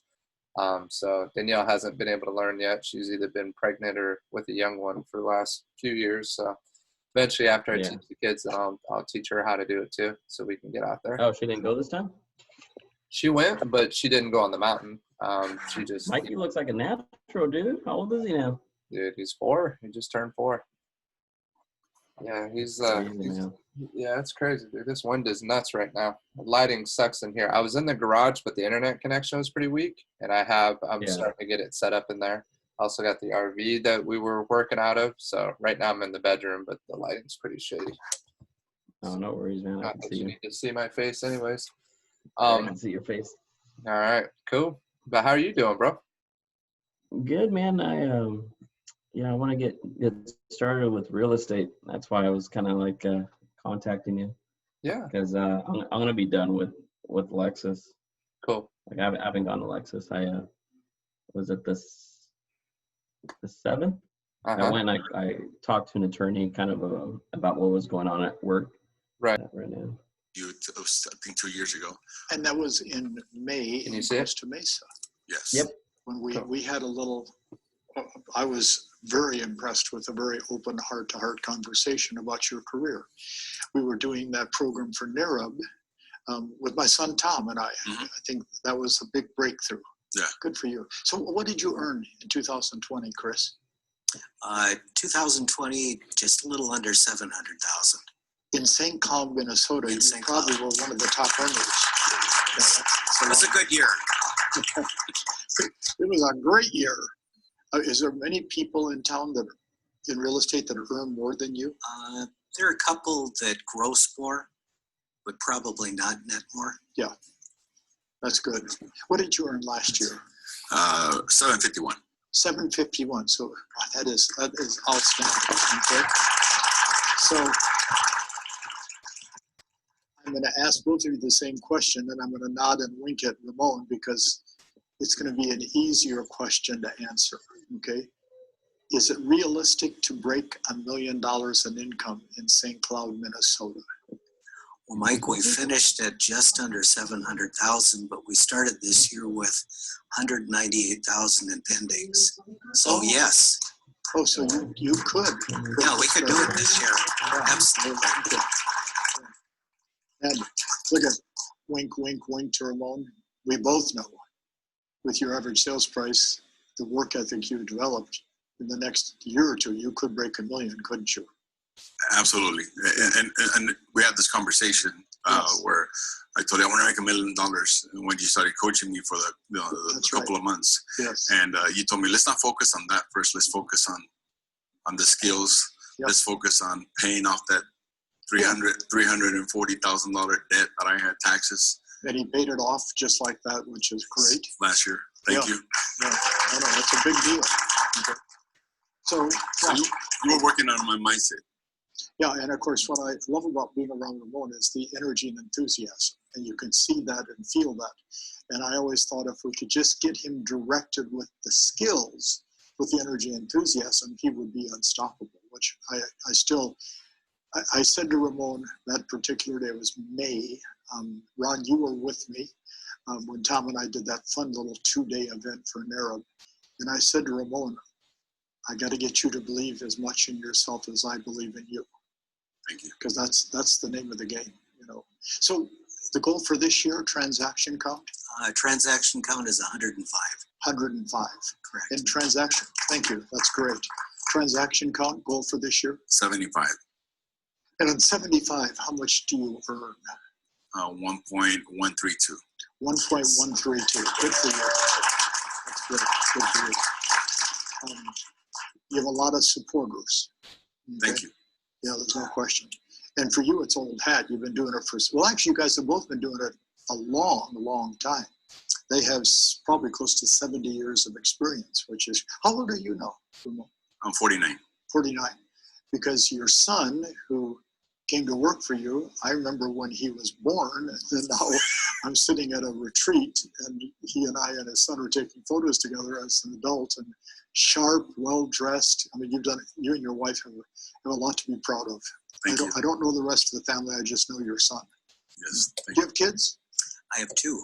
How old are they now? I have a 15-year-old daughter. 15? 15. Wow. And I have a 20-year-old son. Yeah. So you don't really have a lot of choice. No, I have to get it done. Yeah. How old are your kids? My kids are 28. I started young. I'm Mexican. You know, us Mexicans. You guys know us Mexicans, man. We're just like, boom, boom, boom, get them out.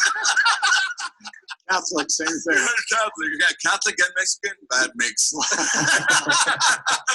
The only thing worse is a Catholic Mormon. You got to have 28 kids, okay? 28, my oldest. The one that you met, he's actually going to be 25 this Friday. Oh, good. I was 25 years old, 95. That's when he was born. And my daughter, she's 24, 23. At 24. See what happens when you have so many kids? You forget how old they are. And then my baby girl, she's 15. Oh, so you guys both have some time in front of you. Also the fun ones. We just met this wonderful man who just announced his retirement to Sabrina and I, and he's just a wonderful man. We're so lucky to have met him. His name is David Smith.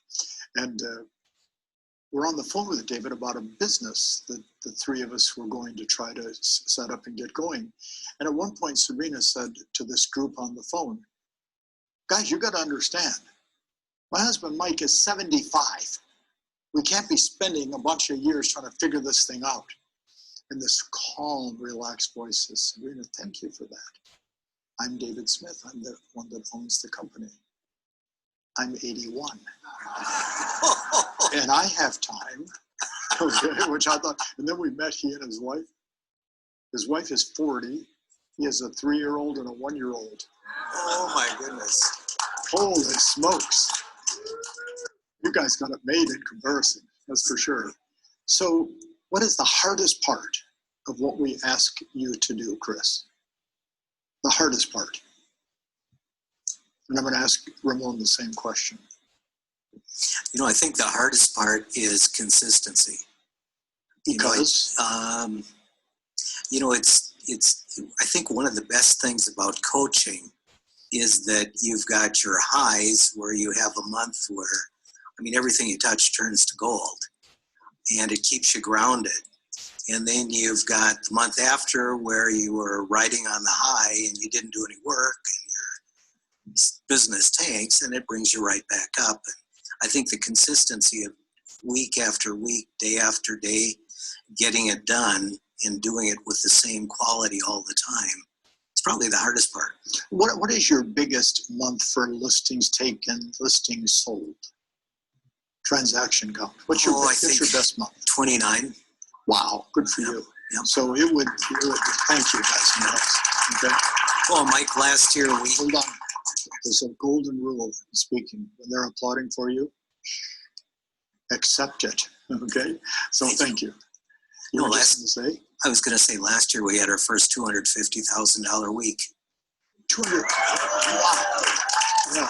That was great. Yeah. In St. Cloud, Minnesota. It was great. Yeah. Unfortunately, don't get mad. I've been to St. Cloud, Minnesota because I was born in a little city called Deep Haven, which is about 30 miles on a lake outside of Minneapolis.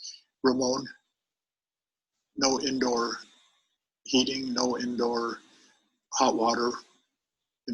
When mine was not a fun experience, but as a kid, you don't know the difference. I was lucky. My parents moved from that area to what is called Garden Grove, California. Before it was a city, it was just called county. And we had lawn furniture in the living room that they bought on sale from a truck driving down the street. And then we had, 4 little broken down beds for the kids and one for my mom and dad. So I understand. It may not have been as bad. I'm not saying it is, but as kids, you don't know the difference. So that makes today's satisfaction higher. So 250,000 in St. Cloud, it'd be like making $1 million in Los Angeles. 29 is the most listings sold and transactions in a month. What's your biggest month transaction count? I would say 10 deals. Wow. And of course, at 750,000, for some people, that's a career in a month, which is great. Okay, so question. What is the hardest part? For Chris, it's consistency. What is the hardest part for you? The hardest part was belief. Belief. Okay. Believe in the system. Okay. I questioned it a lot, and that's why I wasn't 100% in. Well, could I interrupt and say to you that one of your strengths was you would not only go to see Mike Ferry seminars, you would go see everybody's seminars. Tom Ferry, Matt Ferry. Oh, yeah. If their name was Ferry, he was there. Okay. Which is great. But you went to everybody. You went to Tony Robbins, Brian Buffini. Whoever showed up, you were an enthusiastic supporter. Yeah. Not to put him on the spot, but to put him on the spot. Do you think that is what kept you from developing the belief? Absolutely. For years, I would see the people up in the panel, the people in the front, and I would like, that's not real. These guys are getting paid under here, something's going on.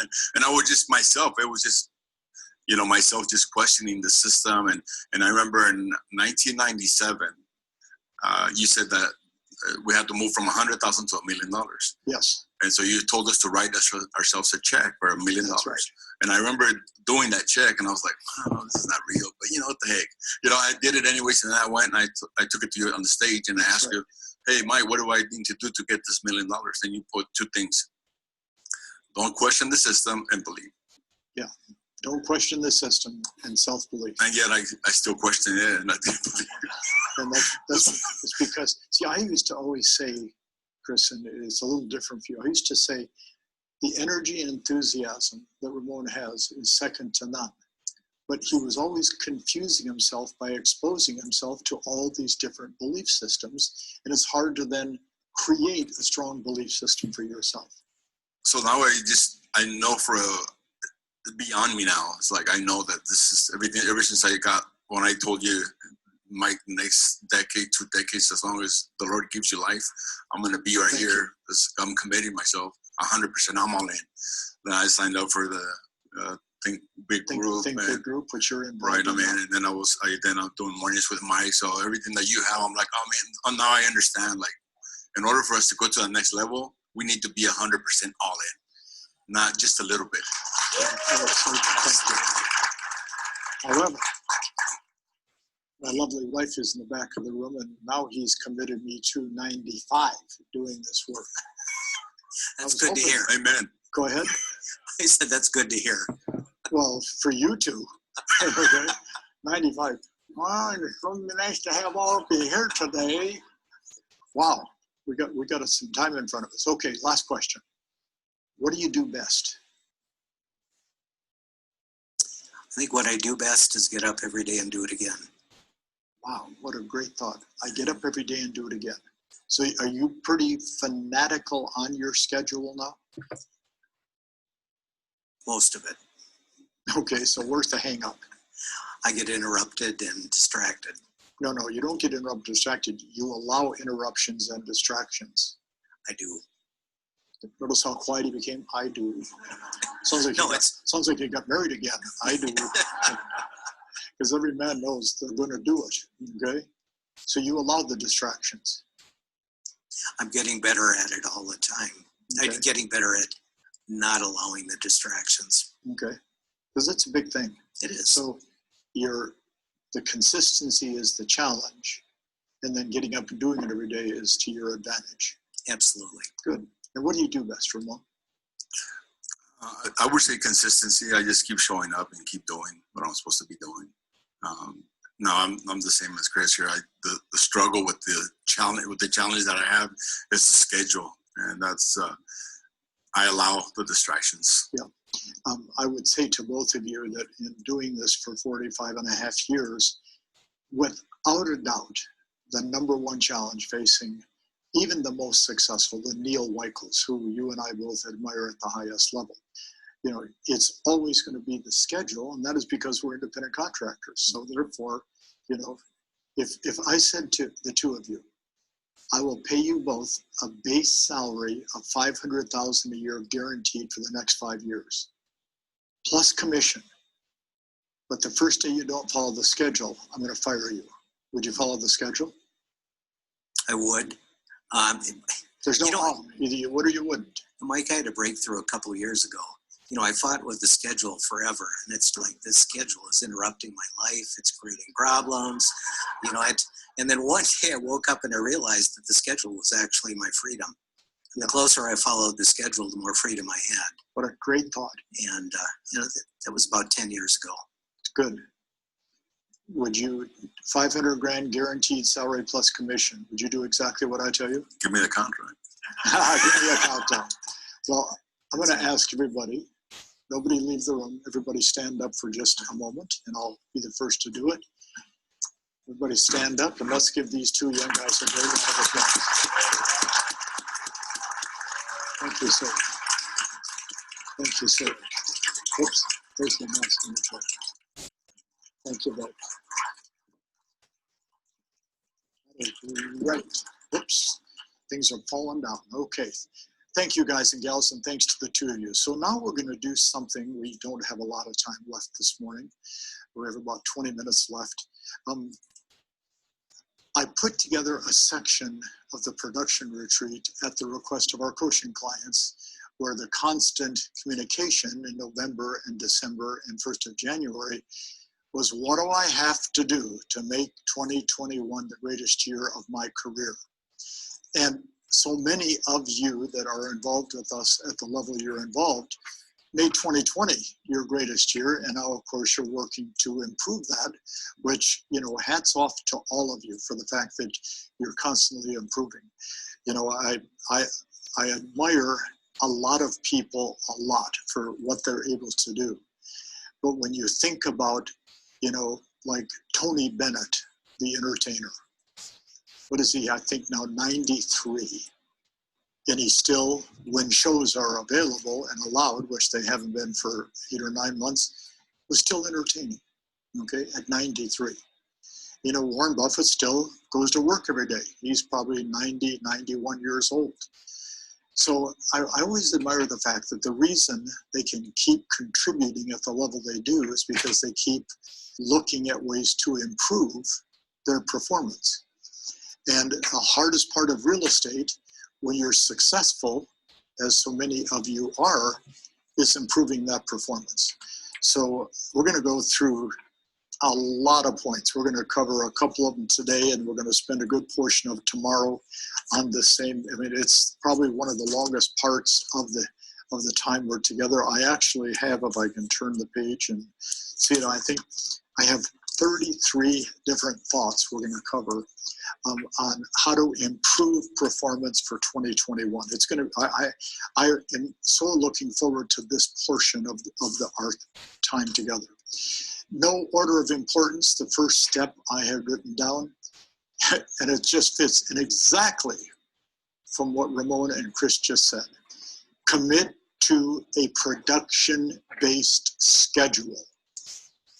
Commit to a production-based schedule. And any way you divide that up, that is a challenge.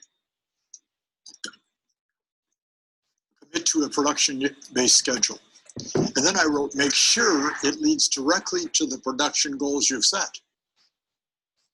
So don't set a schedule based on somebody else's goals. You know, I mean, if Mary wants to do 31 deals, okay, and Jim wants to do 131, it's not going to be the same schedule. And I think often we look at what would be considered the perfect schedule. So what I wrote is this: does your schedule have a space for the number of listing appointments you have to go on each month to get to your goal? So I'll give you an example. I would set my schedule for the year in October, November of the year before, both as a real estate agent and as a professional speaker.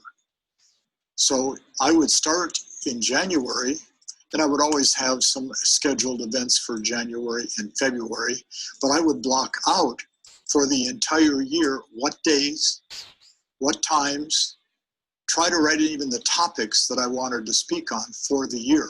As a real estate agent, you know, I would take a week at a glance planner. I took Sundays off, and I usually worked half days on Saturdays, and I would write out the schedule in November for every week of the year of what I was going to do. But every day I had a space, either at 4 o'clock or 7 o'clock, for a listing appointment. And then my job all day long was to fill in a name in that space. So I had the same goal every day, one listing appointment. And my goal every day was the same. I'm going to work all day to get a listing appointment. That's all I wanted to do. So I would set my schedule based upon the goal.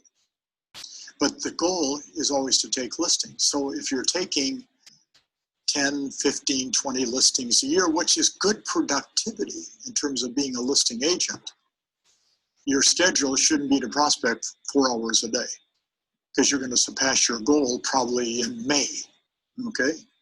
So the schedule and the goals have to line up. They have to work with each other, and it's the hardest part. The second point I wrote down, if you believe, and I put in quotes, you become what you think about.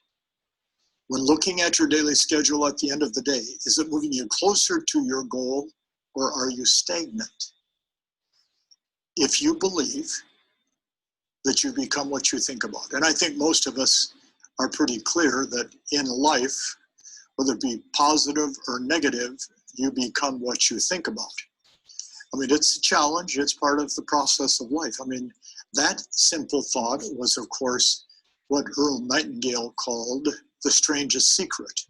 And that record sold tens of millions of copies of that record, talking about you become what you think about. But if you, does your daily schedule at the end of the day, is it moving you closer, or are you stagnant? And you're going to be stagnant a certain number of days. I mean, as Chris just identified, you know, you make $250,000 in a few days. It's sometimes hard to get motivated the next day.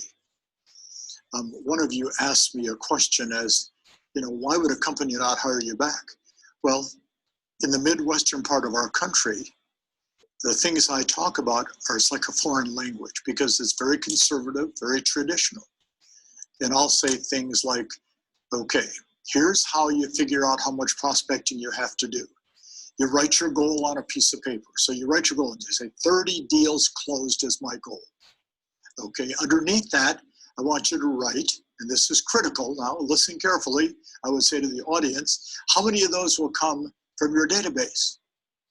Past client centers of influence. And you go, well, that's 10, so I write 10. So then I say, I want you to subtract 10 from 30, and the number is 20. So here's the rule. 5 days a week for this year, make 20 new contacts a day, 5 days a week. And I will almost guarantee you, you'll achieve the goal you set. Well, you know, in some parts of the Midwest, they go, oh, no, or you heard Ramon say it, right in Los Angeles. He's paying these people under the table to say these. I mean, Ramon, I've heard that thousands of times. How much did I pay you for that conversation? Chris, how much did you get paid for that conversation? I've never paid money for people to say things that are nice. I will pay people not to say things that are not nice. But see, that's the belief. So you have to, you become what you think about. Is your schedule. Now you're going to have a lot of days when it's not, but remember what Chris said. His strength is starting over again every day. The third point comes again from Earl Nightingale, where he says, the mind can only hold one thought at a time. Boy, is that an important point. The mind can only hold one thought at a time. I mean, that's all the mind can hold. You know, we would all like to believe or think that we can hold multiple thoughts in our head. And the analyticals, I'm sure they think they can, but they can't. I mean, that's just how the mind works. The mind holds one thought at a time. So what I wrote down, what thought do you have while talking to a prospect? See, my thought was always the same. The next person I call, Stephen, is going to want me to come and list their home. So I better call them. I better find them quick, because the next one is going to be saying, well, I do need to sell my home, okay? And then I put down, what's on your mind when you approach the front door of a listing presentation? My thought was always the same. They're going to sign the contract with me. I'm so excited about this opportunity. I know they're going to sign, okay? I know they're going to sign. I know they're going to sign. And I would tell myself that 10, 15 times in a row before I got to the door. I know these people are going to sign. They can't wait to hear what I have to say. Now then I would get a response. Well, that's egotistical, and you know, that's, you know, you're trying to be a big shot. No, watch. The mind holds one thought at a time. We become what we think about all day long. I think that listings are the name of the, and therefore I can't get listings unless I have appointments. And these people are going to want to list with me because I have an appointment. I mean, that's the thought process I have. But the fourth point that we'll cover before we wrap up the day. If you believe in these 4 words, mindset, skills, activities, and action. If you believe those 4 words, okay, for all of our viewers, write down A, B, C, D. Mindset simply is what's going on in your head at a given moment about a person, a thing, a situation, something that you've encountered. What is your response? It's always going to be positive or negative. There's no neutral, okay, on mindset. Either we respond in a positive or negative manner. So how is your mindset regarding the response you get from a prospect or a customer? Okay? How strong are your skills? When they bring up a problem, you go, oh, I hate that when you bring those things up. Or do you say, I am so glad you brought that up, because I want to tell you what's going to happen next, okay? Activities. Watch, either you're going to be sitting and waiting for a prospect to call you or find you, or the activity, you're going to go find them. And why do people dislike Mike Ferry so much? Because almost all the rest of the speakers tell you, you don't have to go out and find them.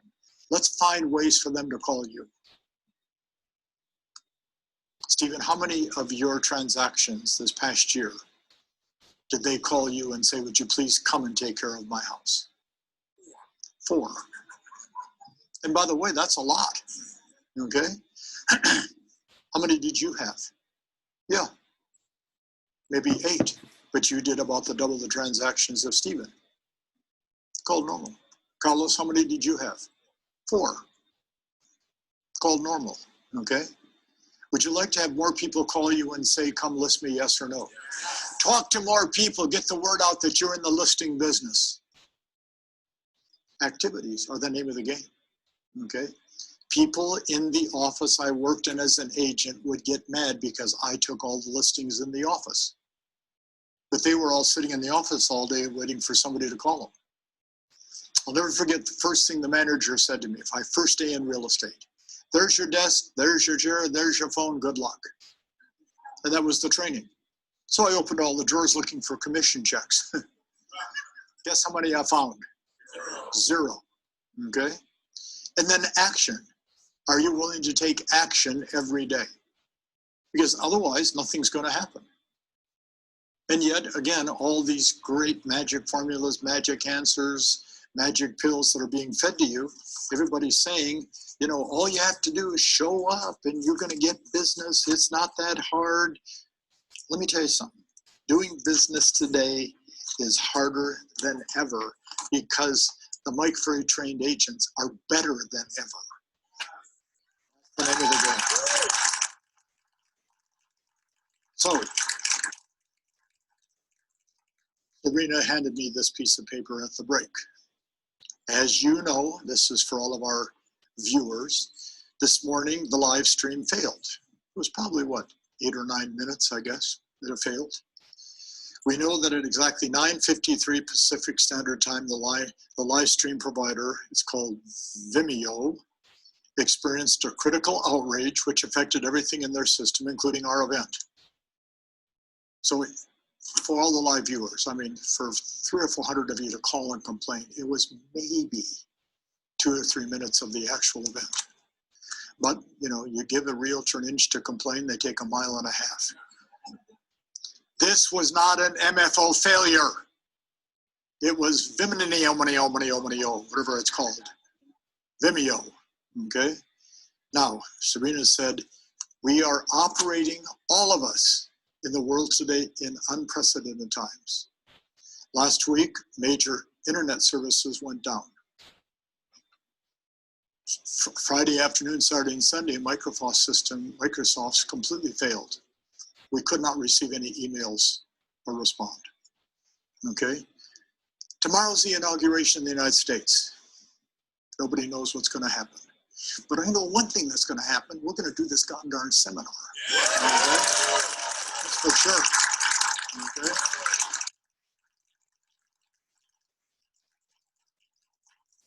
And based upon what's been happening the last few years, there's probably going to be some unfortunate situations taking place, and you know, that's just going to be called life. It's going to be that way maybe for a long time for a lot of us. But understand that surge of what's going to happen tomorrow could interrupt the service again. So if the service is interrupted to all of our viewers, we're just going to continue the seminar, we're recording it, and then we'll send you any portion that you missed. We can't make it much better for you than we're trying to do. As Sabrina said, Sunday, neither Sabrina or I or our computers worked the entire day. If we experience another outrage, everyone who bought a ticket will be able to re-watch the entire retreat starting Friday for another 7 days. So you get a total replay, okay? So, you know, it's just called life in the modern times we're all experiencing today. So, you know, I want to say a couple things and we're going to wrap this up because the next couple of points take some time that I want to cover. So I'm better to start with those than to try to, you know, make you sit longer than you already have. So first of all, we had, I think, Tony, 13 brokers that bought what they call a watch party, okay? And we give them, we charge them a fee of $1,000 and they bring all their agents together in their offices and they can watch the entire retreat. And I, you know, thank you to all those brokers that did that. And that was very fun, okay? We have thousands of our coaching clients that are all participating and watching, and then we sold thousands of tickets. So we don't know, like we didn't know in September at our Superstar Retreat, how many viewers we actually have. We won't know probably. It was about a week after the retreat ended when our streaming company was able to identify what's going on. But I always say this, I know that we have the right people watching, and I know that we have the right people here in the room.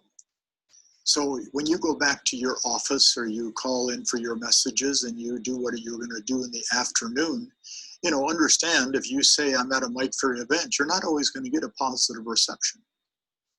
Oh, why do you keep going to that guy? You know, you've been going to him for 30 years. What are you, a slow learner? So I was doing an event for the Hawaii Association of Realtors in Honolulu. And what I was doing was 3 one-hour talks, and I was doing the same talk 3 times to broker owners only. That was what I was hired to speak to. So the first session was from like 9:30 to 10:30, and we had a nice crowd, and there was a handsome man sitting in the front row, and man, he was taking notes as fast as I could talk, and in those days, I could really talk fast. Well, the session ends, they were very kind, and then that group moves out, and then at 11 o'clock or 11:15, a second group of owners come in, and I happen to glance that that guy is in the same seat. And he's taking copious notes. I mean, he's writing as fast as he can. Everybody's, I thank you, and now the session ends, and I'm going to do the next one at 1:30, and I come back for the 1:30 with 150 new brokers, and he's in the same seat again. Well, you know, that's unusual. So before I walked around, I said, I have to ask, I mean, are you a slow learner? He said, what? I said, are you a slow learner? I said, you've been through 3 sessions today. You keep repeating what I'm doing. He said, I'm trying to figure out how to put it all in effect. And I may only see you once in my life, and I want to take advantage of what you're contributing. Well, we went on to become great customers, and I was going to Hawaii at that time 2 or 3 times a year to work just for his company, and his company got so big and successful, he sold it and he retired, which was great. So what I want all the viewers to understand, 99% of our live audience has seen me speak 10, 20, 30, 40, 50 times. And the message is almost always pretty much the same. Prospect, present, handle objections, and close. Okay, manage your time in the process. Okay, take a lot of listings. And somebody says, why don't you get a new message? I said, why don't you get a new problem? The very first Superstar Retreat I did, which was, I guess, 1985, well, the second year, same hotel, same location, and it's about an hour in advance, and I'm there preparing the room. This time we were going to have 500 people. We had doubled the size of the retreat, which was exciting. And there was a door into the kitchen from the hallway into the meeting room, and the door opens up, and this lady walks in. And I said, can I help you? I thought she was staff from the hotel. But dressed the way she was, I knew she was probably not. She goes, yes, I'm here for this retreat. I said, well, everybody enters over there, so if you would mind going out. Well, I want to get a front seat. I said, well, I understand, but you know, I'm trying to be fair to, and I'm going to sit in the front seat if I want to. Well, I mean, I don't want to start a fight with somebody in the room an hour before. I said, well, go ahead and sit down. Jerk off. I didn't say it. I thought it. So then she puts up her hand. Now, there's nobody in the room but she and I. I said, yes. And she said, are you going to cover the same stuff this year you covered last year? I said, well, were you here last year? Yes, I was. I don't remember what I covered last year. Do you? No, I don't. I said, then what difference does it make what I covered this year? She sat down and she became a client for probably 25 years before she retired. There's certain fundamentals in any job that have to be mastered to progress and move forward. I teach fundamentals. I don't teach magic formulas. I don't teach magic pills. I'm not going to wave a wand over your head and you're going to suddenly get this magic boom. It's a process. It takes time. I mean, thank you. And for all of our viewers, it's not easy because work ethic and discipline is a big part of what the process is. So to the 50 wonderful people that are here today with us live, we will start again tomorrow morning at 9 a.m. Hopefully you'll all be here in the room by 8:30 at the latest so we can make sure it's organized. For the viewers, did you know we're going to have lunch for all of our people right here? Social distancing is a big part of all of us flattening the curve on this terrible disease that is rampant all over the world. So be respectful of each other if you would. For all of our viewers, 9 a.m. Pacific Standard Time, and if there is a disruption, you're going to get a copy of it. And I hope that everything in the world is peaceful tomorrow with what's going on in the world. Thanks for today. Okay? Thank you all. Appreciate it all. Thank you.